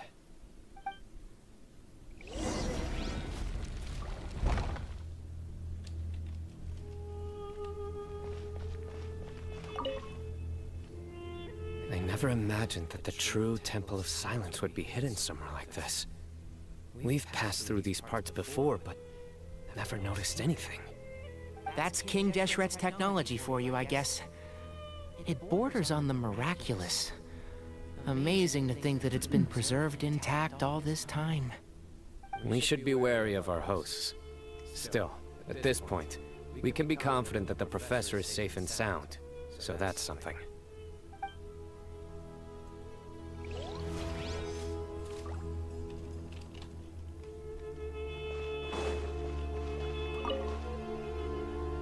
Hey, Sethos! Have you got some time to chat? Sure. Although, I'm assuming by chat, you mean you have questions for me? I don't blame you. Anyone else would. Not often. The Temple of Silence is a place of quiet and solitude. We don't get too many visitors. Yes, that was me. Although, tricked is a stretch. He was asking everyone in the tavern about ways to make some easy money. He insisted that nothing was off the table, even if it broke the law. So, I told him that Cyrus had embezzled a large sum of mora from the desert. So you framed Cyrus for a crime that he did not commit? No. That's not entirely true. Let me jog your memory. The letter just said that he had uncovered Cyrus's secret. It didn't say what secret that was. Oh, that makes sense. Of course. Uraka was a great accomplice, really. Very cooperative with a little bit of wine in him. Did exactly what he was told. And not much of an original thinker, though. It doesn't surprise me that he struggles academically. Why did Cyrus leave for the desert as soon as he received the letter? You'll have to ask him that one yourself. Certain things I can't answer for him. I'm neither judging nor defending him. All you need to know is that he recognized our emblem, and it was his own choice to take the bait. Did you know, Simon? What kind of question is that? He's the General Mahamatra. Everyone in Sumeru knows who he is. Right, but back at the Oasis, you can't have known who he was for sure, or you wouldn't have asked him. So, what we're really asking is, have you never seen him in person before? I've lived in the desert my whole life. Guess you could say I've never had the pleasure. Ugh, why does Paimon feel like this guy's not being straight with us? Come on, We've only just met. If I give you all the answers up front, you'll have nothing left to look forward to. Nope. Not once. Really? I have no need to go there. Not when the taverns are full of the urakas of this world. Besides, we're well aware of what goes on at that place.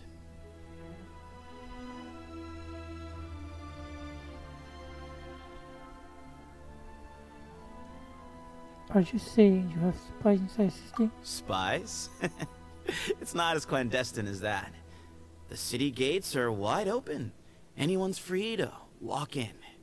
You can find out all you need to know just by walking around town and hearing the word on the street. Mm-hmm.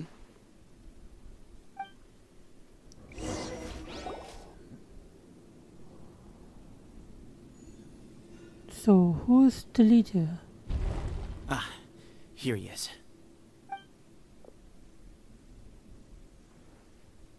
And Hirato said us who's the leader. Or he is.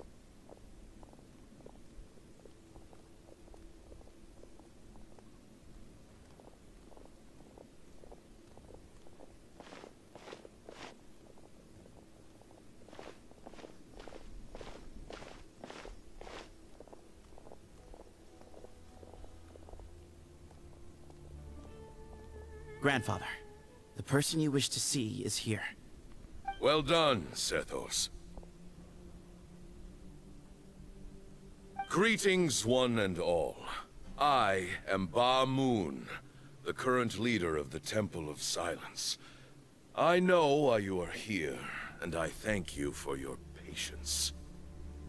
Bring him out.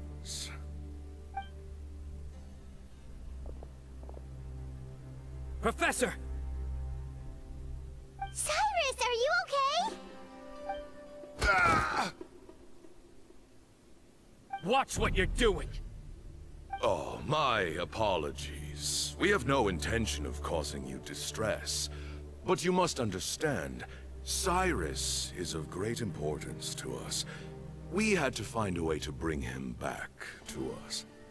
Cyrus owes me his life, and to the Temple of Silence, he owes a debt of gratitude.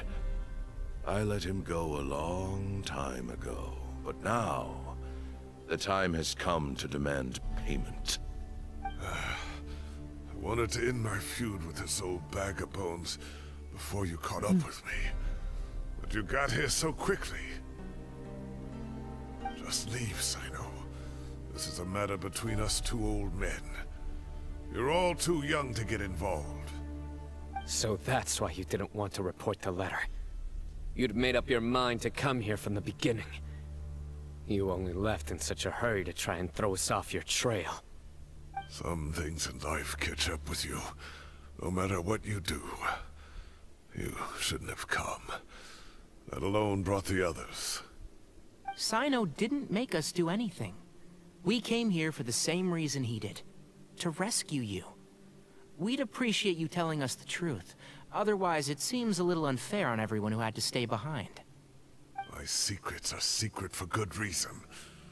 Bringing them to light can only lead to misfortune. You're afraid, aren't you? You can't bring yourself to speak of your past deeds to the students you nurtured as if they were your own children. You recognized our emblem because for many years you lived among us. Indeed, you all but became one of us. You knew as soon as you saw the letter that we, not Uraka, were the ones speaking to you. It threatened you only because you know what you did.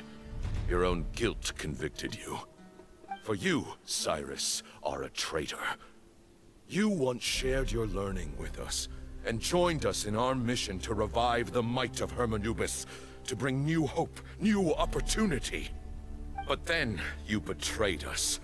You bargained for your independence with your past contributions. Is that why Sino and then wearing you that? left, taking with you Hermanubis' might and the wielder of his power. We both know what I said to you that day. that as the leader, I grant you permission to leave, but that one day, the sands of time will catch up with you. And when that day comes, you must pay the price you owe. You really know how to hold a grudge. Hermanubis' might? And the wielder of his power? Does he mean you? Professor, anything to say? The moon is right. I came here once before. He rescued me from the brink of death once, many years ago in the desert. When he learned that I was a scholar, he invited me to come here and revive the might of Hermanubis together. It was a great, daring plan, and one shrouded in secrecy. The Temple of Silence had been bereft of Hermanubis for too long. The strength of its faith and its warriors were waning. Bamoon proposed that we implant bar fragments, shards of Hermanubis, into the bodies of suitable vessels. If the experiment was successful, the spirit of Hermanubis would then dwell within the vessel. So is Sino is to body vessel? Believers volunteered themselves for the experiment. But we soon discovered that the bodies of grown adults could not withstand Hermanubis' power. In the end, Bamoon offered his own adoptive grandson. One other child was identified as a suitable vessel, and his parents agreed to release him into our custody in exchange for a small fortune. These two children were our only hope for hosting Hermanubis' power. Oh. For many years, So both the of Temple them. of Silence had been in possession of 2 Ba fragments from Hermanubis. As remnants of his raw power, they were exceedingly rare treasures. The test subjects were sent into a room that had been prepared for the ceremony, and instructed to approach the Ba fragments, whose power had been amplified. If, after some time, this power did not repel them, this would mean that they were suitable vessels. So Sino The is original to plan both was for a suitable 3-stage vessels. experiment. Resonance, implantation, and recovery and observation. The resonance stage went quite smoothly for both candidates.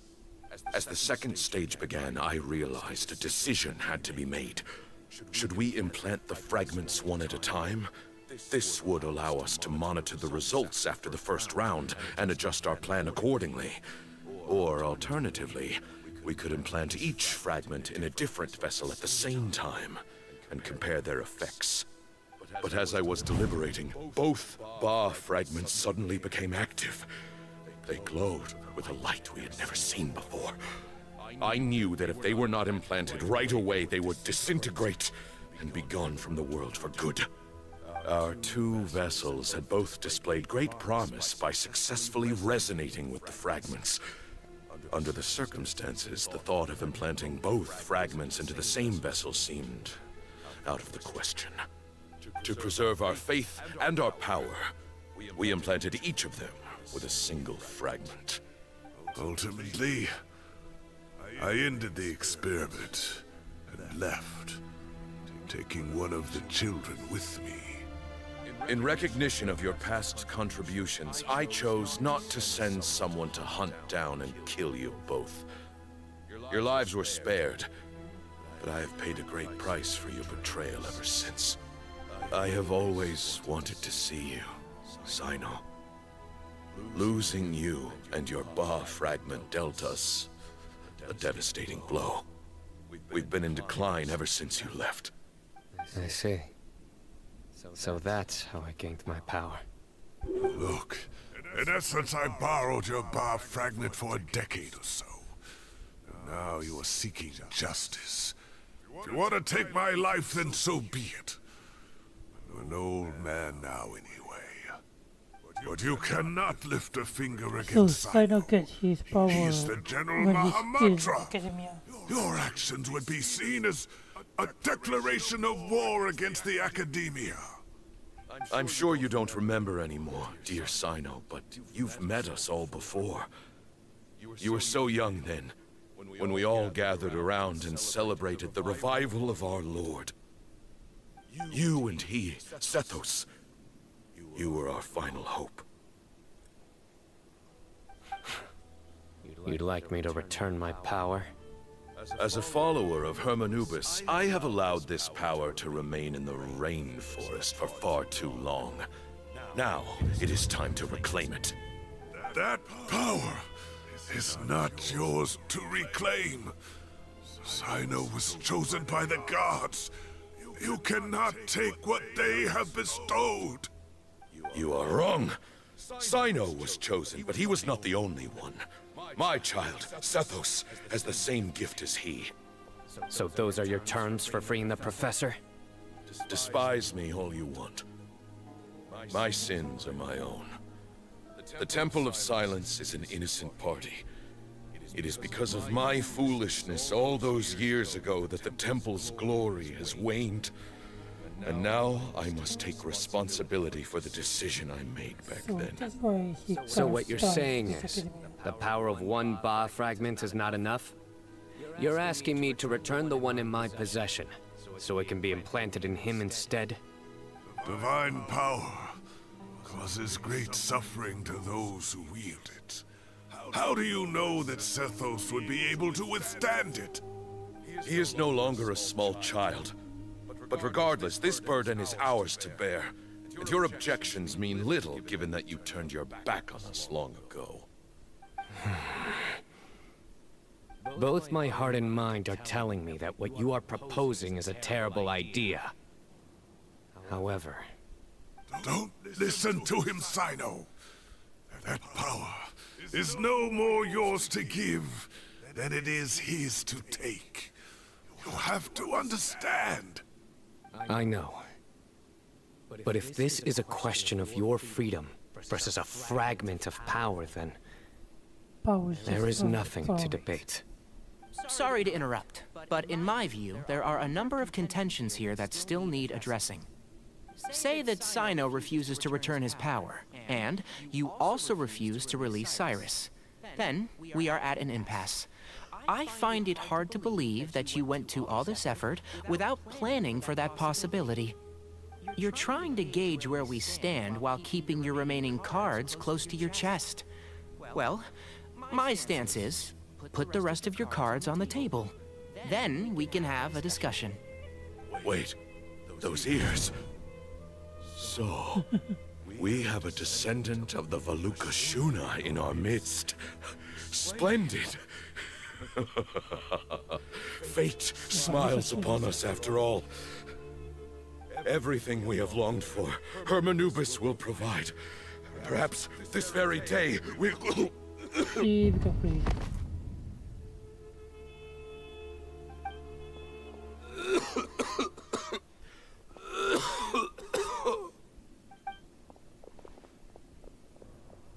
Why is he coughing so much?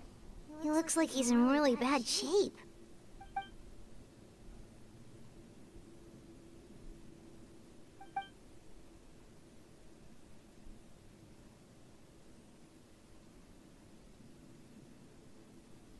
Moon, you...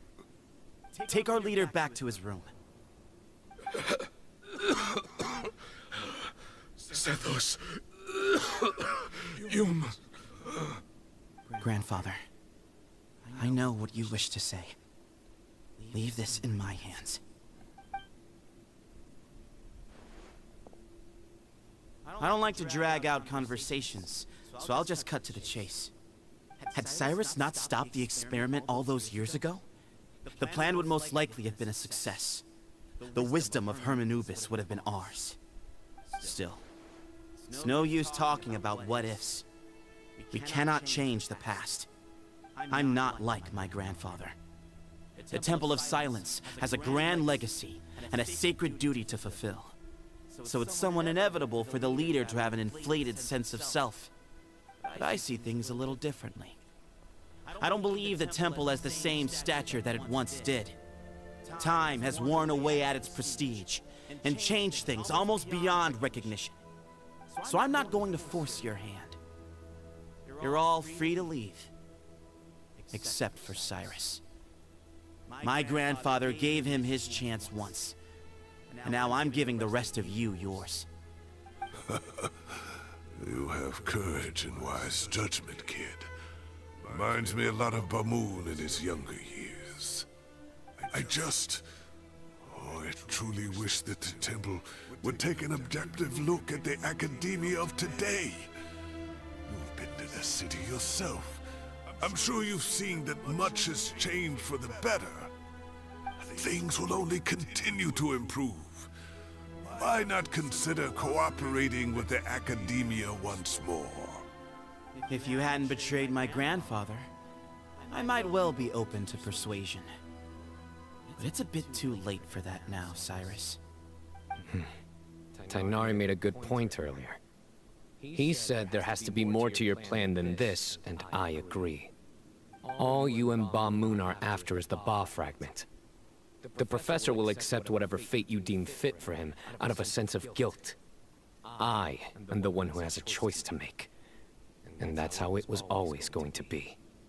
Ultimately, you want to trade the Ba fragment for the professor, correct? I'm glad to see you're giving it some serious consideration. I won't forsake my professor, nor do I intend to run from a problem that I must face sooner or later. Give me one night to make my decision. That works. Then I'll be waiting to hear your verdict, Sino.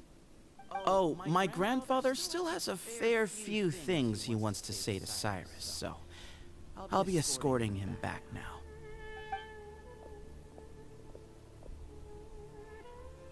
Are you sure about negotiating with him? I need to think this through. Everyone, let's meet again later tonight. Until then, take some time for yourself. Alright, well, don't put too much pressure on yourself, Sino. If you need any help working things out, just come and find us.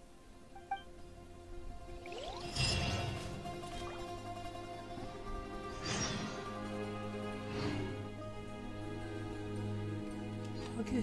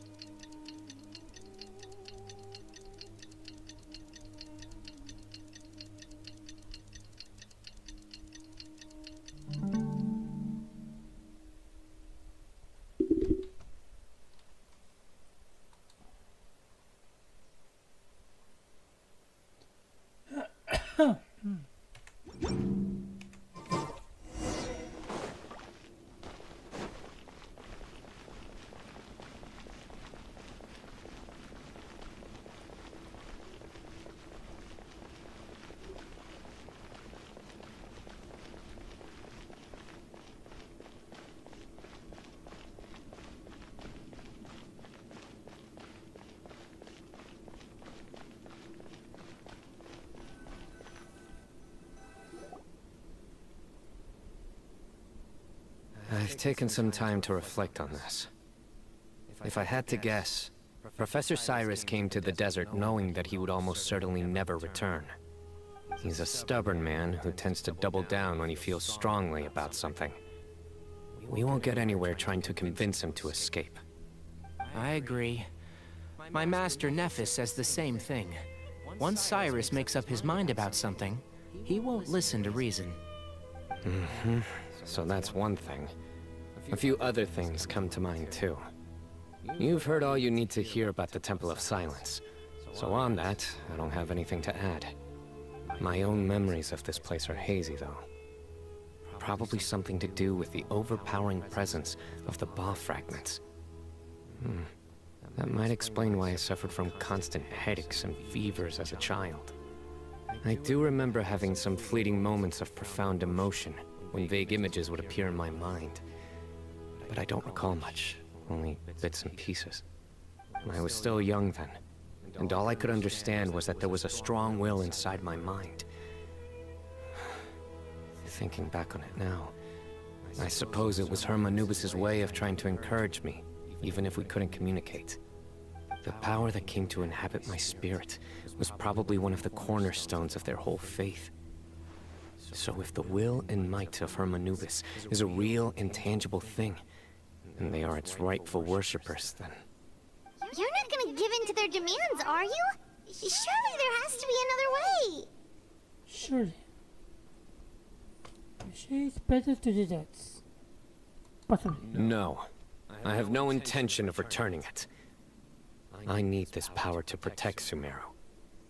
But the temple has the right to make the final decision over its fate, since it belongs to one of the 7 pillars of King Deshret. So I will challenge them head-on, and win the right to wield this power for myself, fair and square. This reminds me of something Alhaitham mentioned to me just before we left. He said that the Temple of Silence was originally founded by the ruling elite of the day. Traditionally, such organizations are bound by a strict and ancient code of nobility. Kaveh has made similar observations about the desert tribes from his work trips there. He says many of them have their own internal rules. They talk about the importance of never dishonoring their tribal bonds, or the rules laid down by their ancestors. I think we could turn that to our advantage. Go back to them with a proposal of our own. Wow, and just like that, we've turned the tables on them. Looks like we have the same idea. Turn it back on them now while we still can, in terms that they cannot refuse. That's how we win this. Sounds good to me. Great. And I know just how to start the conversation. Let's go find Sethos. We'll tell him that I know a thing or two about medicine and would like to take a look at his grandfather's condition.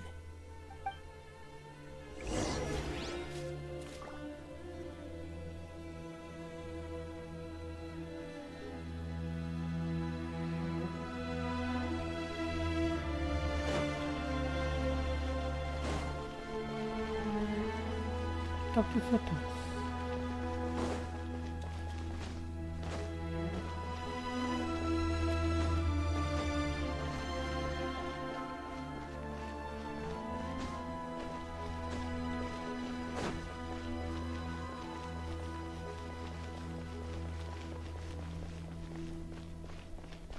I cannot see the map. Possibly here, if I'm not mistaken. Sethos, let's talk. Have you made up your mind? We'll get to that, but first, I have some degree of medical training, so I was wondering if you might let me take a look at your grandfather? I have no objections, although we do have our own doctors here. I doubt you'll be able to tell us anything we don't already know. Only one way to find out. Follow me. Keep your voices down. We don't want to disturb him.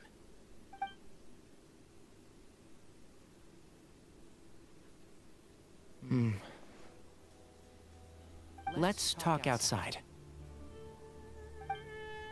Bamoon has fallen into a deep coma, and his prognosis is quite grave. I'm sure that your physicians have come to the same conclusion. He appears to have sustained a serious injury in his youth, which has been exacerbated over the years by the heavy burden of work and now by the effects of old age. Regretfully, I must inform you that, based on what I've seen with patients in a similar condition, he doesn't have long left. A few days at most. Yeah. I've known for a long time. You're his heir, aren't you? You clearly have a lot of respect for the man. But you also see things differently. You have a broader range of concerns and a more pragmatic approach. So tell me how we can end this on your terms. Let's find a way to bring all this to a resolution while Ba-Moon is still alive to see it. That's what really matters to you. I know it.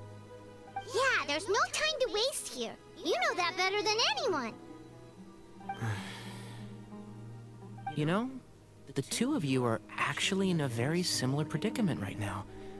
Both of you have a very different perspective from the men who raised you. Right. And you didn't create this situation. They did, but somehow you've ended up having to make the tough decisions. You're right. We both look at this problem very differently than the people we inherited it from. I accept, Sino. This all began because of Hermanubis. So let's end it with the rite he himself created. Legend has it that when Hermanubis first arrived in Tuletula, he sparred with the city's residents. He and his two companions proved their mettle by fighting over several days, winning the support of many fine people. That group of supporters were some of the first members of the Temple of Silence, and the sparring matches were enshrined as one of our founding rites, the rite of duels. That's where it all began. Sounds very fitting. I'm in. As a fellow vessel of Hermanubis, your ties to the Temple of Silence run deep. So I will permit you to participate in this rite, along with your chosen companions. 3 against 3. Sounds good. However, I have some additional terms. As the challengers, you must win all 3 of your fights to win. And Sino, both of us must put our Ba fragment on the line. The winner takes them both. Letting Cyrus leave with one of the Ba fragments was a mistake, made by my grandfather out of pity. It is a long-standing issue that must be addressed for the Temple of Silence to move forward. I can make no concessions on that front. None needed. We're on the same page. If I win, the Temple of Silence must release Cyrus, and consider this past dispute resolved. If you win, I'll return my power to you. It's a deal. Then let's meet at the ceremonial hall tomorrow evening, 8 o'clock.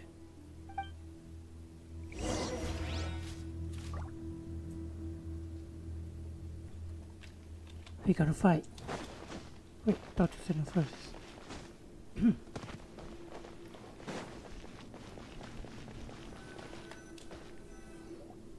Well, after how that went, there's definitely no turning back now.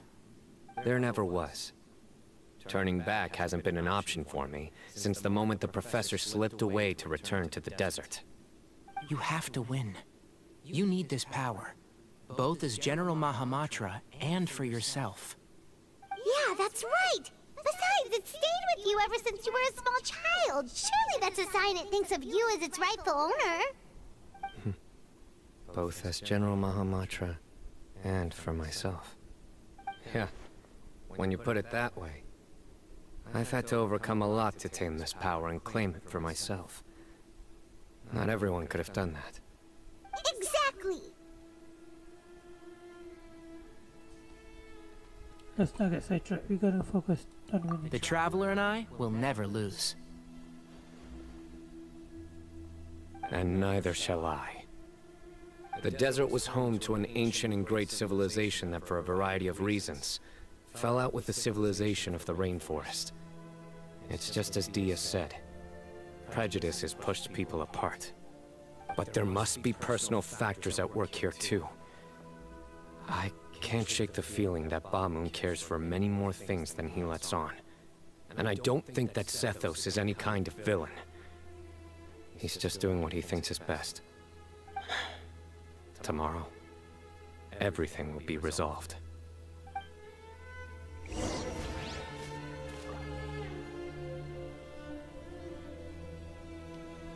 Nifty. Pretty.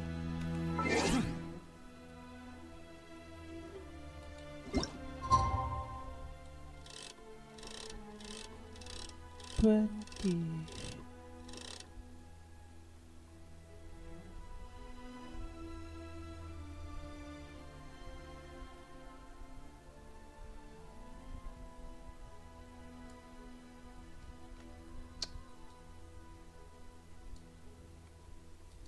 Okay.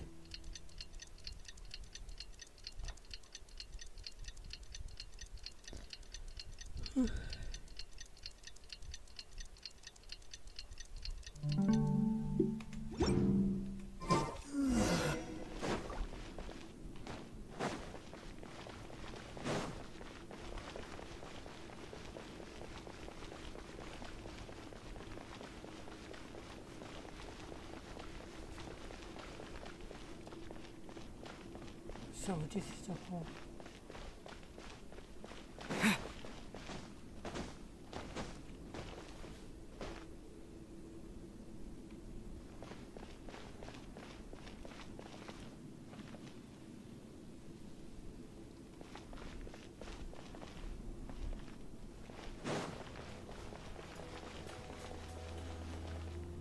Wait, am I wrong? Oh.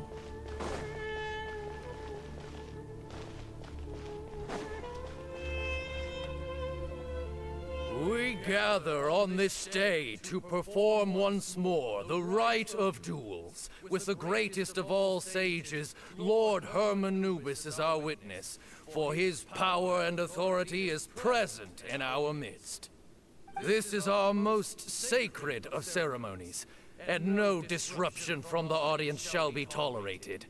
It is incumbent upon all to observe the duel with the utmost respect and reverence throughout the proceedings. Representing the Temple of Silence, the Defenders.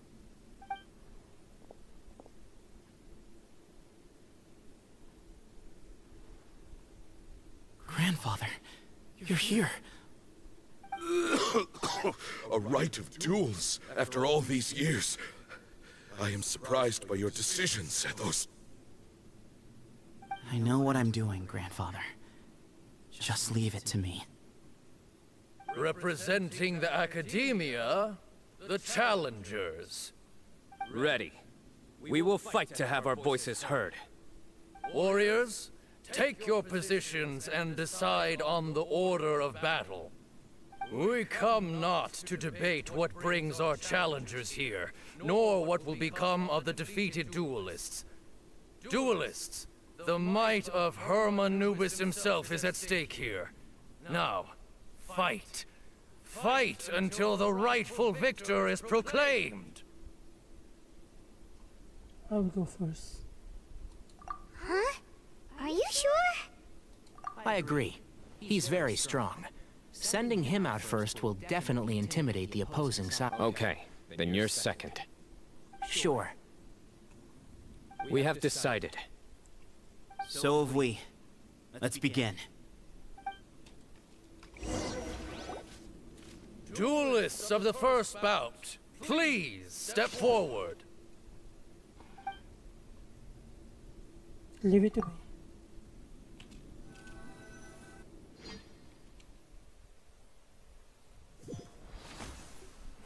Don't forget, safety first! Hey, you there! You better play nice with them or Paimon will make you regret it! A little bit too much chatter from the audience over there.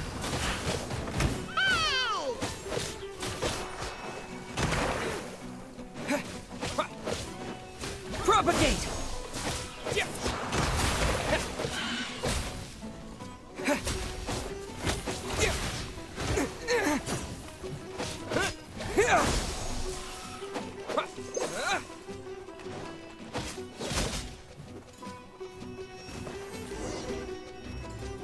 A swift end to the first bout. I now invite the duelists of the second bout to please step forward. When you're both ready, you may begin. Let's begin. Watch out! He drank plenty of water before the bout, so he should be fine. I forgot it doesn't have much combo.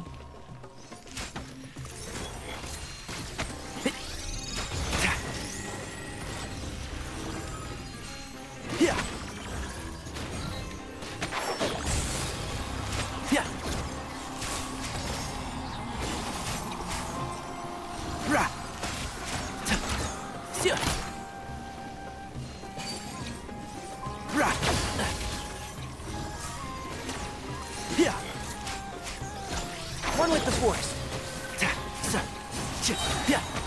I hear everything.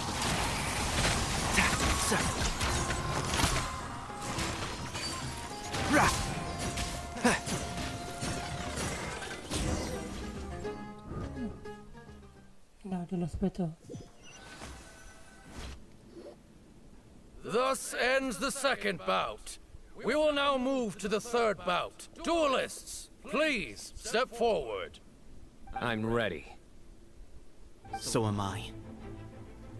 This is the final stage of the rite. I remind you both that the terms you agreed upon in advance are binding. When you're both ready, you may begin.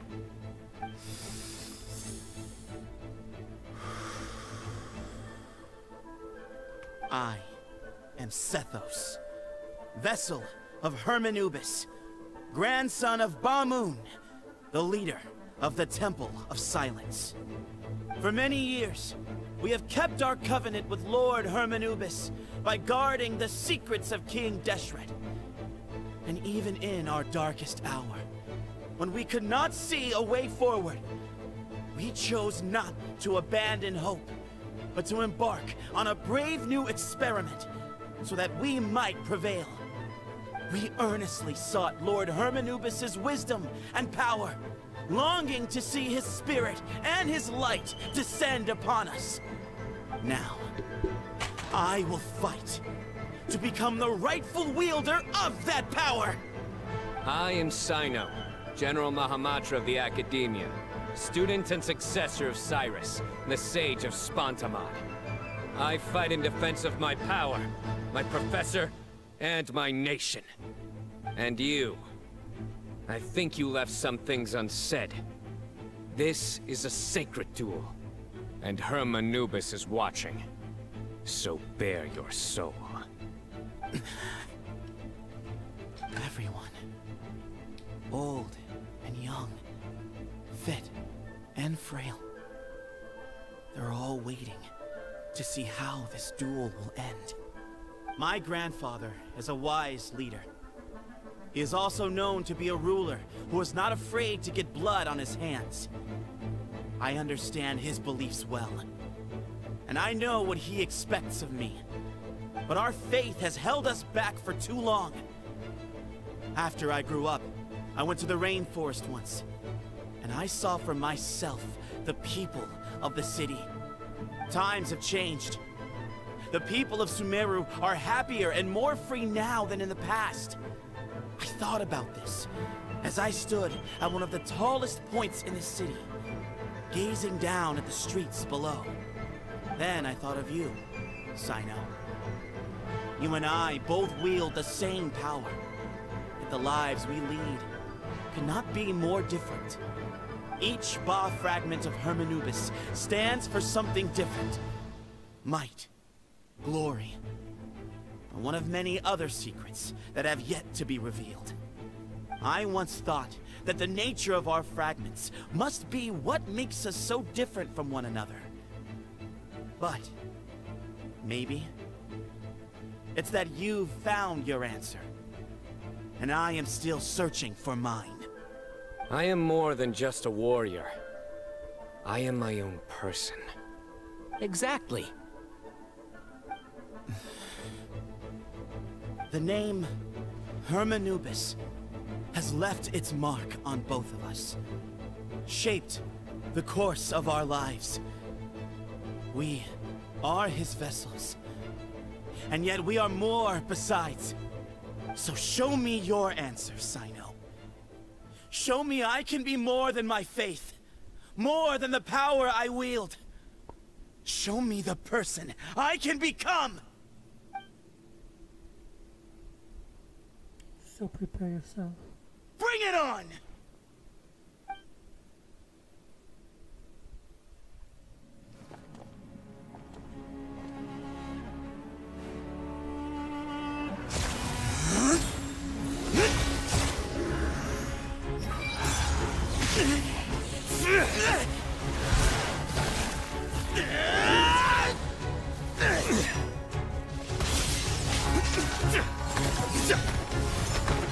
Which have actually really cool. Both of them similar as well.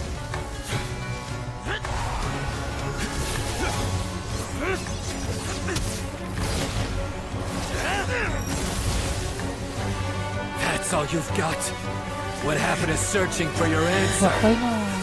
Almost really.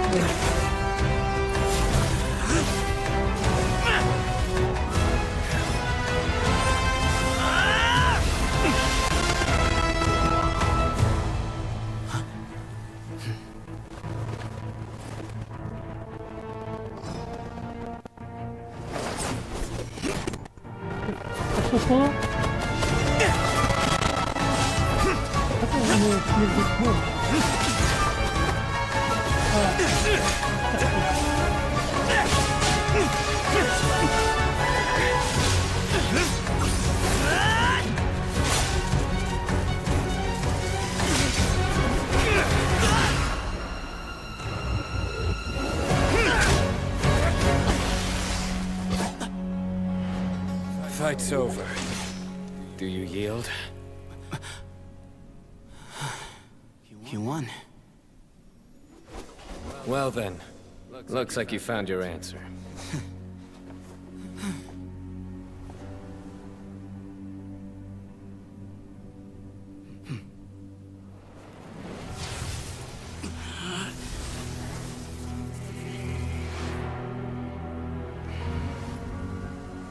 I give his glory to you.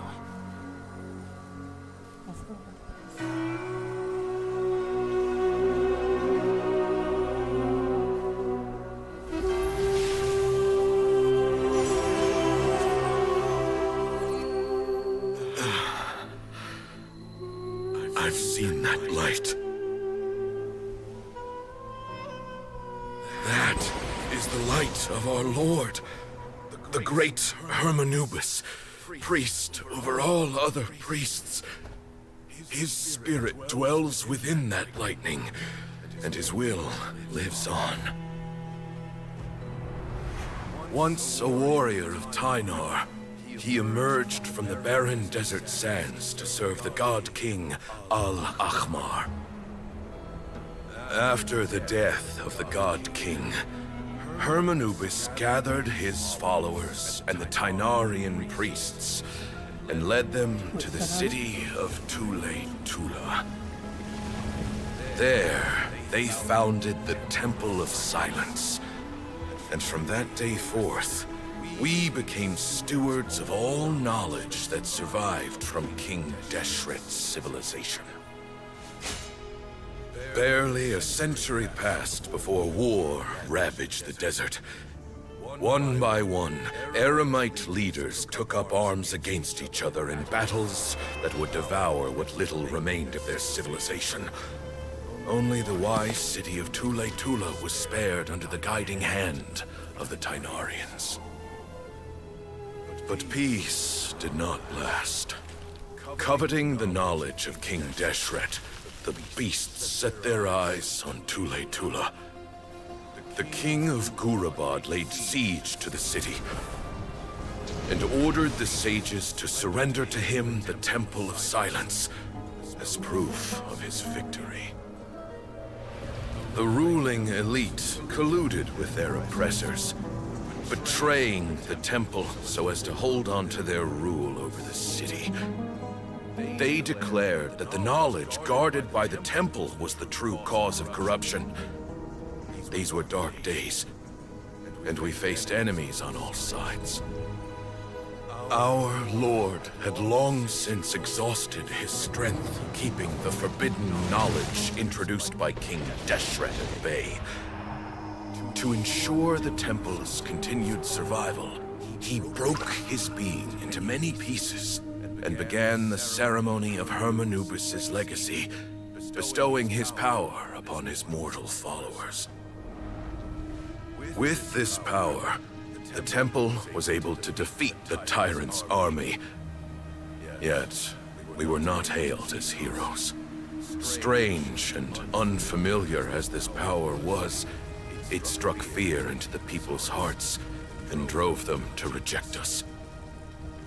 In the end, The people of the temple and the Tule Tula Tainarians left the city for good and made their way to the rainforest. What followed next was inevitable. The elite of Tule Tula fell and were decimated. War engulfed the desert. And we wandered from place to place, always in hiding, all the while keeping close watch over our secrets and staying true to our mission. Betrayal forced us out of the desert and into the forest. Then mistrust drove us from the forest into the desert once more. We have lived in exile for far, far too long. Yet, today, the Temple of Silence has borne witness to the glory of Hermanubis once more. Thank you.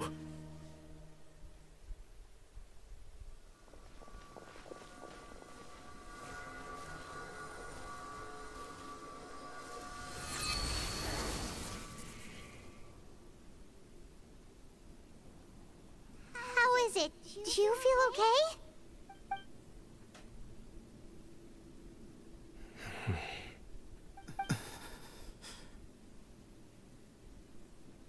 She's dead? Wait.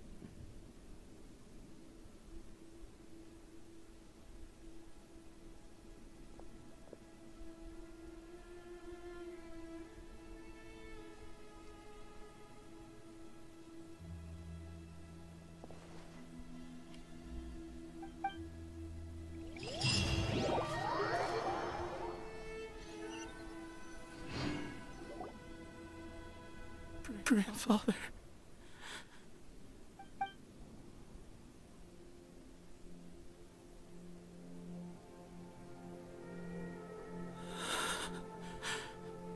Hey, Sethos. You'll get through this. I know. I'll miss him.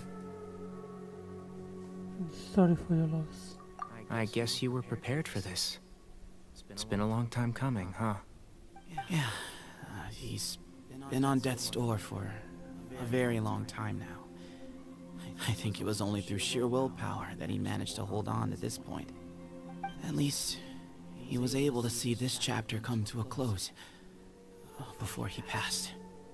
What's next for you?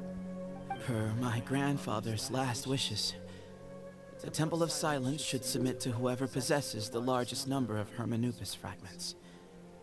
That entitles you to be our new leader, Sino. But that's never going to work, as I'm sure you realize. I'm the General Mahamatra. I am needed back at the Academia. I did foresee this possibility, and I gave it some thought. The fact is, I know next to nothing about the staff, records, and environment here. As such, I am ill-suited to be your leader.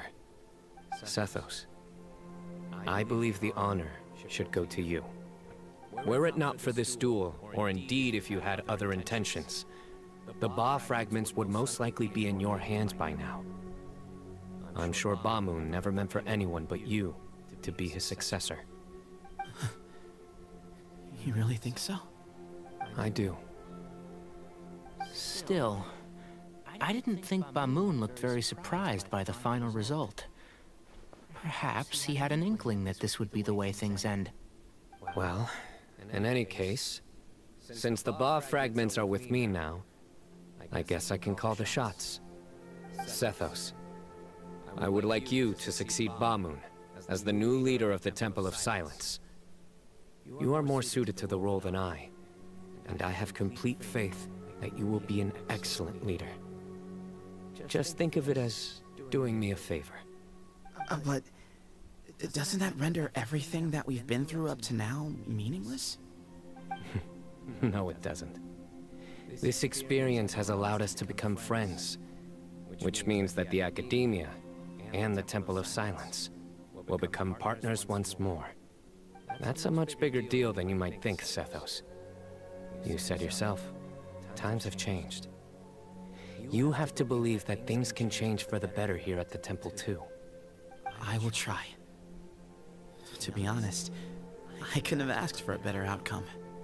Actually, part of me wonders whether Bamun's intentions from the very beginning was just to create enough pressure to force us towards a duel. That way, no matter who won, one of us would have to surrender our Ba fragment, and the power of Hermanubis would be concentrated in one single person. Had you won, the Temple of Silence would have doubled its strength. And were I to win, he correctly anticipated that I wouldn't suddenly drop everything to become the leader of the temple, much less integrate the temple into the academia by force. He knew that the temple's future would depend not just on the guidance of Hermanubis, but the support of the academia too. So he made it his responsibility to ensure his successor would be free from the burdens of the past. His plan meant that whoever ended up succeeding him, they would have an easier time interacting with the academia. With one single letter, he lured out the professor. No matter what happened after that, it would result in a net benefit to the temple. And here I thought the General Mahamatra wouldn't care for all these trivial details. You're absolutely right. Grandfather and I considered this from every angle. We had to find a way to mend our relationship with the academia. In that sense, the right of duels was just a means to an end. Thank you for everything, Sino. As a gesture of our gratitude, to those that you and Lesser Lord Kusanali deem worthy, I will grant the honor of access to the Temple of Silence for their pursuit of knowledge. The Temple of Silence has a wealth of information on King Deshret's civilization, more than any other organization in existence today. In times when you need information that only we can provide, we will be here to support you. But you must be exceedingly careful with your selection of candidates, lest you lead humanity to repeat the same mistakes. By the way, Tainari, my grandfather was so happy to see you. You are a descendant of the Valuka Shuna, and we are the heirs to the will of Hermanubis. The story goes that King Deshret chose the sage Hermanubis from among the Tainarians and appointed him as his familiar. He went on to fight many valiant battles with his Tainarian companions. They always stood by each other, from the founding of the Temple of Silence to the fall of Tuletula. The Tainarians who left Tuletula joined their human counterparts in the rainforest. A few centuries later, when some of the group returned to the desert, many of the Tainarians chose to stay and put down roots in the rainforest. In all likelihood, those were your ancestors. How fascinating. My father once mentioned that I was named after the Tainarians, but I never knew that my forebears had such a history with the Temple of Silence. I like this story. By the way, has anyone seen Cyrus? So, why? Oh, yes. Because Tainari Cyrus. lived too long You'll probably find him in my the grandfather's room. forest, so he couldn't He bear wouldn't show it giving in front up. of me, but I think he still has many fond memories of my grandfather. If it's true that you and your grandfather really planned for everything to turn out this way, then I guess he didn't really resent Cyrus as much as he appeared to. Who knows? Perhaps all of us. You, me, and Cyrus. We're all just pawns in my grandfather's plan to set things straight. He was awful like that. Someone's got to make the decisions when history is at a crossroads. I will make a detailed report on all of this to Lesser Lord Kusanali, and arrange for an official delegation from the academia to come and meet you in the desert. I'm sure you'll have lots to attend to in the days ahead. But once things return to normal, please come and visit the rainforest again. You should stay for a few days this time, and start to build some relationships. If we're going to work together, both sides have to get to know one another better. I will.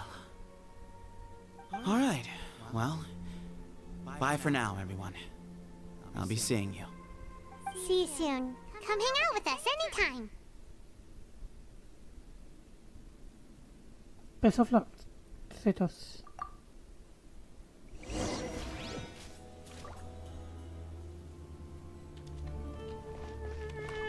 Grandfather, We did it.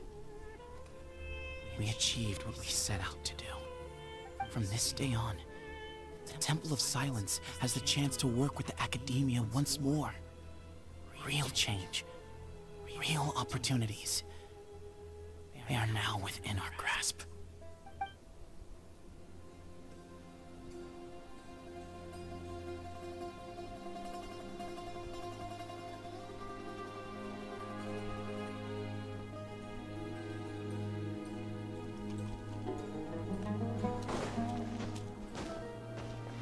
Peter talking.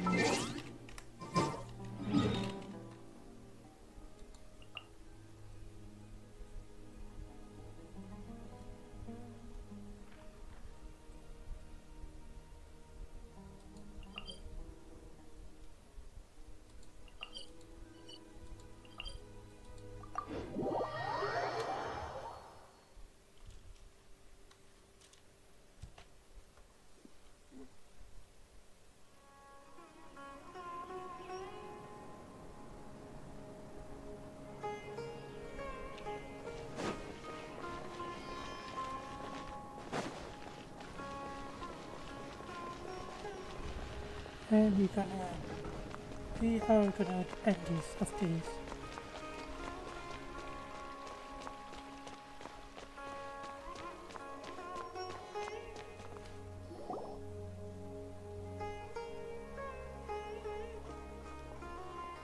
What were you thinking, gallivanting off into the desert alone at your age? What if you take the bucket, hmm? You told not a soul what you were up to, designated nobody to handle your affairs, and left everyone scrambling frantically to try and figure out how on earth to clean up the colossal mess you'd made. Oh, please, will you stop your yelling? What other choice did I have? What do you mean, what other choice? Do you mean to tell me that after all your years of learning, and sagehood no less, the only idea you could conjure up in that white-haired walnut of yours was to shoot off into the unknown like some hot-headed 20-year-old adventurer? A one-man suicide mission, hmm? That's the best idea that one of the finest minds of a generation could come up with, is it? It astounds me that you survived the journey, and you're lucky that Ba Moon didn't finish you off when you arrived. All right, all right. Honestly, the way you're going off on me, it's like you wish you'd been there to lend him a hand. Does it mean nothing to you that I'm your colleague and former classmate? I've got nothing more to say. What's the point of berating an old bag of bones? What do you mean, bag of bones? I'm a flesh and blood hero who, despite his old age, saved our General Mahamatra from being stripped of his powers. Okay, look. Fine, I admit it, I was in the wrong. How can I make it up to you? What about, a month's work at the Academia? 1 month? Try 3. Tighnari's master is really laying into Cyrus. Let's give them a wide berth.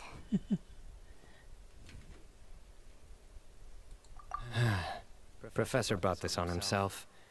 Don't pay any attention to him. Wow, I haven't seen Master get this riled up in a long time. The last time he chewed someone out like this must have been back when I was still a student. I think I'll go around and update everyone. Tell them the situation's resolved. Want to come with me? We can go for dinner afterwards. My treat. You in? Makes sense. I'm in. Free food is free food. Hyman's coming too! Let's go!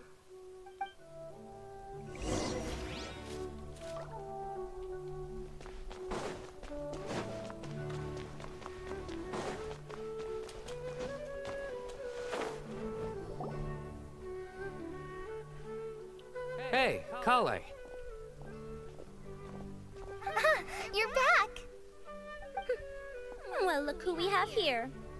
Would you mind explaining to me what has been going on this past few days? I heard you all ran off into the desert and got embroiled in a major catastrophe. All taken care of. That does not answer my question. How could you be so careless? That goes for you as well. Yes, and you too. When you run into problems, you really ought to ask for help, you know? I guess I've been I was around the the block. teacher. Don't you think it would have made sense to involve me? And let's not forget, I know the desert like the back of my hand. Now would not be a good time to attempt to argue with Farazan. You're right. Mm-hmm. It's not the first time that I've had to talk to you about this sort of thing either. You need to learn that there are times when the right thing to do is get a more experienced member of staff involved. Do I make myself clear? Because if you don't, Kale, please do something. He's giving me the signal. All right, guess it's time to play my ace in the hole. Say, Madam Farazan, I can see you're pretty upset, but I was just wondering, remember that time you offered to give me a tour of the academia? Does that offer still stand? Huh? Wait, did I hear that right? Kale, you remember? Wonderful. Well, of course the offer still stands. Come on. Madam Farazan will show you around the old classrooms. It's that easy, huh? Poor Kale getting dragged off like that. Also, check out Farazan acting like some sort of official academia tour guide. Kale! Cup. Huh? What? Oh, right! What do you mean, cup? You need a cup. I can get you a cup. Oh, it's nothing. Just Master's way of reminding me to stay hydrated while I'm out and about.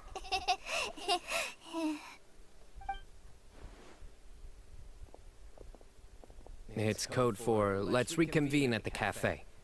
Tainari and I used it while we were in school, and it's become something of a family tradition now. Oh, that's kind of fun. Mm-hmm. 2 people left. Let's bring them along too. Oh, Kavi nakalhaytan.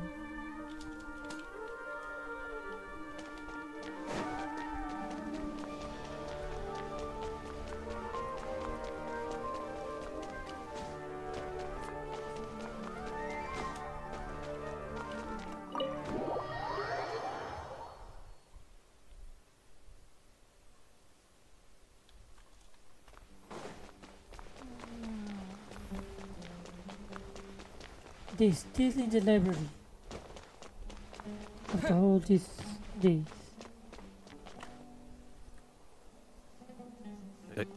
Am I hallucinating? Or do I see Kaveh and Al-Haytham engaged in diligent studying? We're just reorganizing all the books we used. Look, there's a whole mountain of them.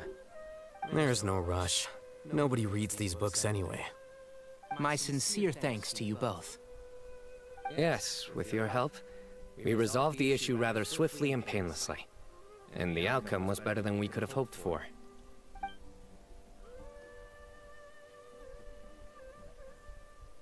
I see. The Temple of Silence resorted to rather unique means of self-preservation. It explains how they managed to remain hidden for so many years. And it sounds like they managed to preserve a whole load of ancient documents as well. I'd love to go check those out if I ever had the chance. That day will come. The Temple of Silence is a hugely important organization, and we'll be sure to maintain good relations with them in the future. Now, as a token of my appreciation, I'd like to treat everyone to coffee. Sounds good. Yeah, sounds great. Although after the last few days, I don't know if I can handle another coffee. But I can just order something else. Sure. Let's go.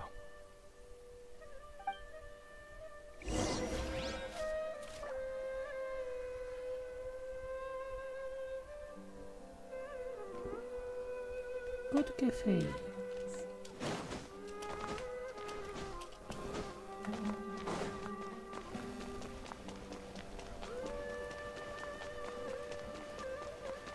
Wait, where's the exit?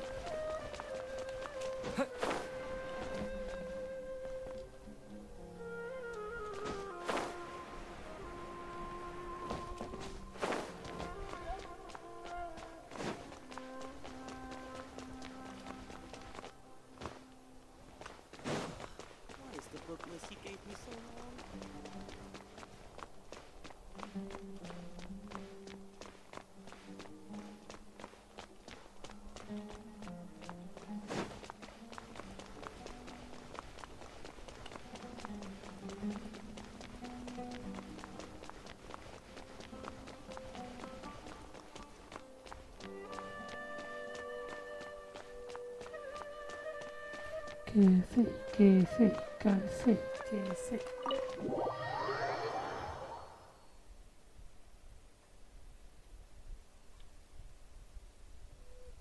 And then we're gonna end it.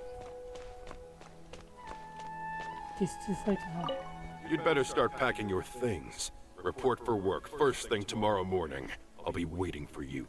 What about my allowance? Oh, and is lunch covered? How about dinner? Don't push your luck. Let's not forget who is compensating whom here. Hey, man's gotta eat. Help me figure out something for lunch at least. I'm counting on you. So these are the classes. I just realized it.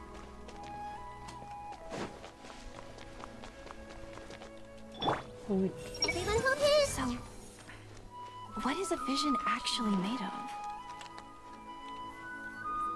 I see everything. Nevis thinks he's getting a single day of free labor from me. He's got another thing coming. I should have asked him to come help out at work much earlier.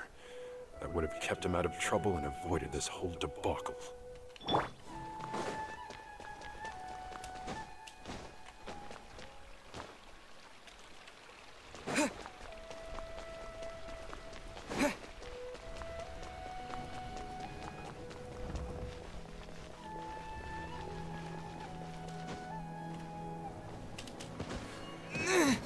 shit.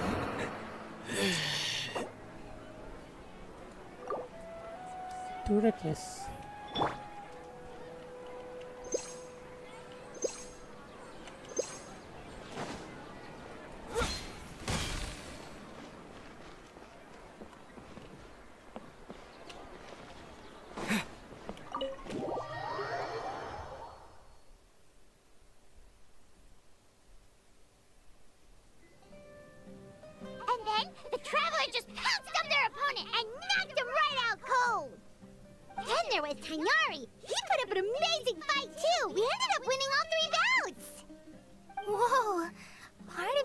I'd been there to see it, but I'd have been biting my nails off worrying about you guys. A truly edifying account of the events. Bereft of detail, but it has livened up the room all the same. Hey, I not included all the juicy details. The Traveler just pounced and then waved their sword like this, then spun around and blocked. Despite winning 3 bouts in a row, you still ceded the position of leader to him. That's very dignified of you, Sino. Of course. Being dignified comes with being a true champion. I got to be a champion too for once. I've not sparred much with desert folk before. It was a pretty unique experience.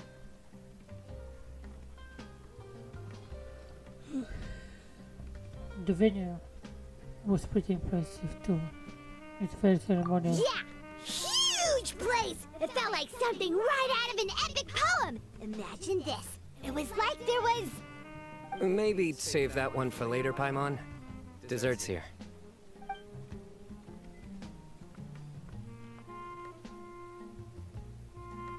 I think that'll do me for today. Shall we stop off at the House of Dana again before heading home? We should probably finish putting all those books back. My thoughts exactly. See you around. I should get going as well. See you all later. Make sure you get some good rest tonight. I need to go say thanks to the Core 30 for their help. Also, Sir Nephis says he wanted to introduce me to some of the Academia's work processes. So, I gotta dash too. Kali's come a long way. She's much more confident at dealing with other people these days. Everyone's a work in progress. You never stop learning. Yeah, true.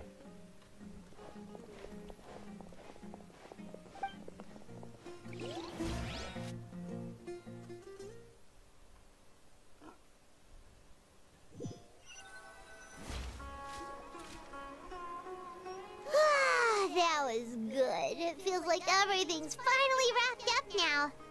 Life is all about these moments when you can finally relax and hang out with good friends after a job well done. And also, those desserts Sino got, they were really good. Paimon definitely needs more of those in the future. Then just come back. Okay, Do you three have anything planned for the rest of the day? If not, would you come somewhere with me? That's a secret for now. Wouldn't want to spoil the surprise. Okay. I think I can guess what you're talking about. It'll definitely be a nice surprise. Well, now Paimon's curious! Come on, let's go!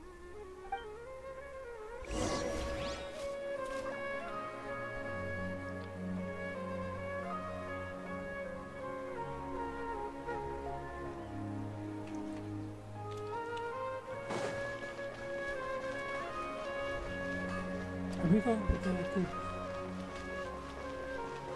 Okay.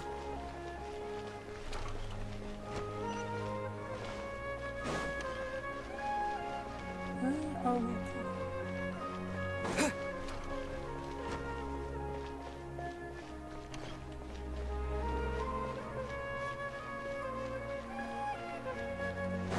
What in the world? Oh.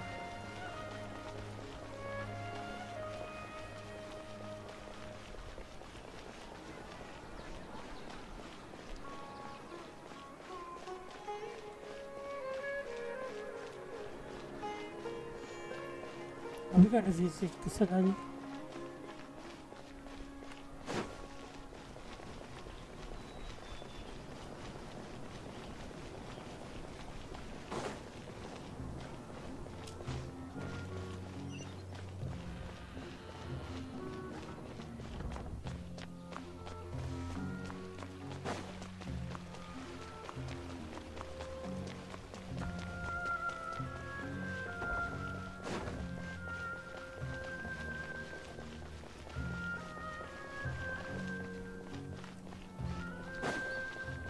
We are visiting Aida. Sena did say he wanted to report things at the Mr. We still listen to Oxnard.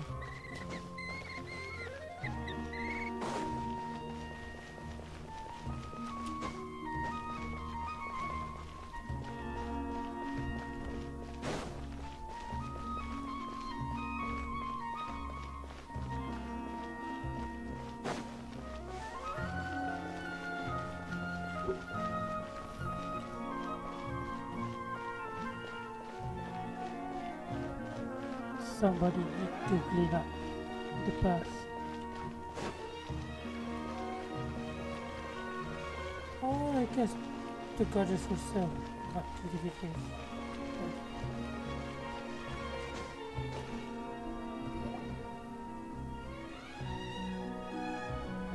Been a while since I last made my way up here. Wow, look at this place! We're so high up! Need any help? Don't underestimate me. As you wish. It's a nice spot, isn't it? What a great view! We're so high up, we can see for miles! Traveler, Yeah? turn around.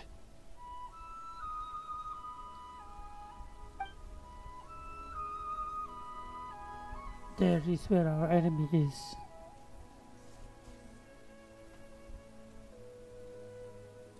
This is my secret base.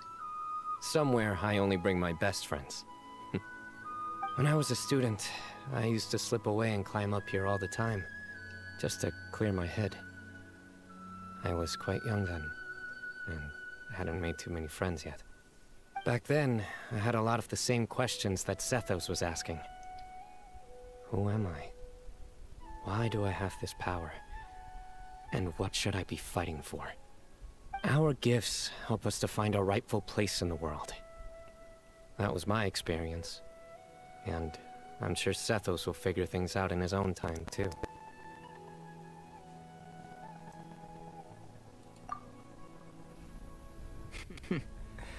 You two really are like brothers. I feel the same way. Your want of cookies, I know. Of course. I see no need to be humble when it comes to the facts. I still remember one time when we came up here to chat and do our homework. Sino accidentally dropped a fruit. Luckily, he has fast reflexes, so he caught it just in time. That was the one and only time. Nothing will ever slip through my fingers again. Those were good times. I kind of miss the student life. You know, Paimon really shouldn't be able to imagine Sino doing something like that, but for some strange reason, the mental image is coming through clear as day. Then make it stop. There's somebody there. It's Professor Cyrus. You guys carry on without me. I'll be right back. Okay. Hey, you're not supposed to jump down! Be careful!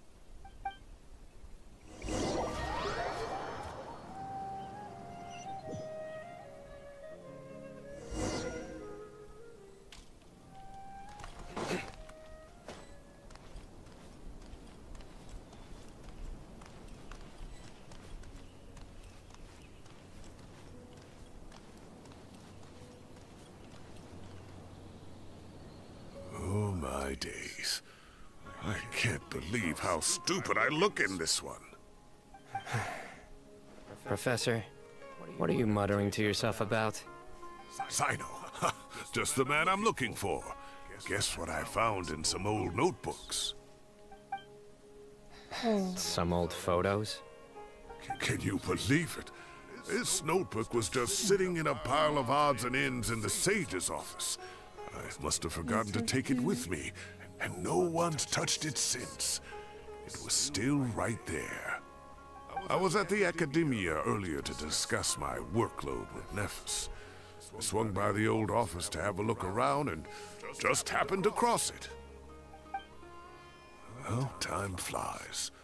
Look how tiny you are in this picture. Still a kid. You look quite young yourself in that one. Ah, it's this one. I remember that. Lisa took it, didn't she? Yep. Looks like her work, all right. Who else could have found just the right angle to make me look so unbelievably hideous? And this one. Looks like we're both dozing off. Oh, cheeky girl. Taking secret photos of us without our knowledge. Is there something you'd like to say to me, Professor? Like what? Like, these are good photos, aren't they? Hey, at moments like this, I hardly know where to begin. I can't pretend I'm a good person. Bamoon had every reason to despise me.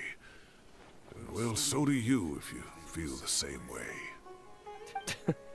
Don't be ridiculous, you old codger. Is that not what you wanted me to say? Oh, I've dreamt of that place many times after leaving the desert. Sometimes I've dreamed that I was doing research with them again. But other times, I dream of the day they saved my life. Oh, it was one of the happiest times of my life. We all learned so much from one another. You've matured so much over the years, I know. Since you're my professor, I should save you some face by not calling you out on all the non-answers you just gave. So, I will do the right thing and keep my mouth shut. Good thinking. Take your own advice next time. Seriously, why bully an old man like me? I thought heroes were supposed to be gracious. Hey, wait, how did I not notice this one earlier? Lisa strikes again. Just how many did she take? Look how cute you were when you were little.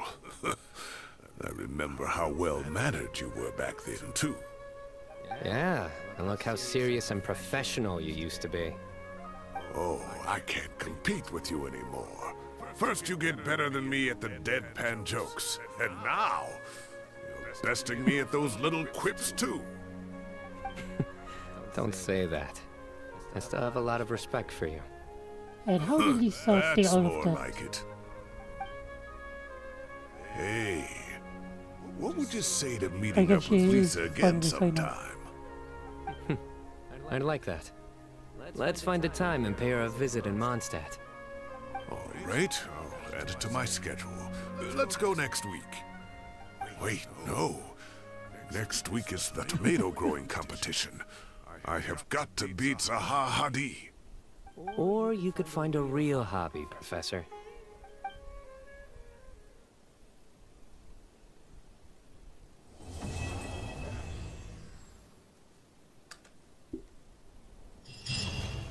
Ah, it's over.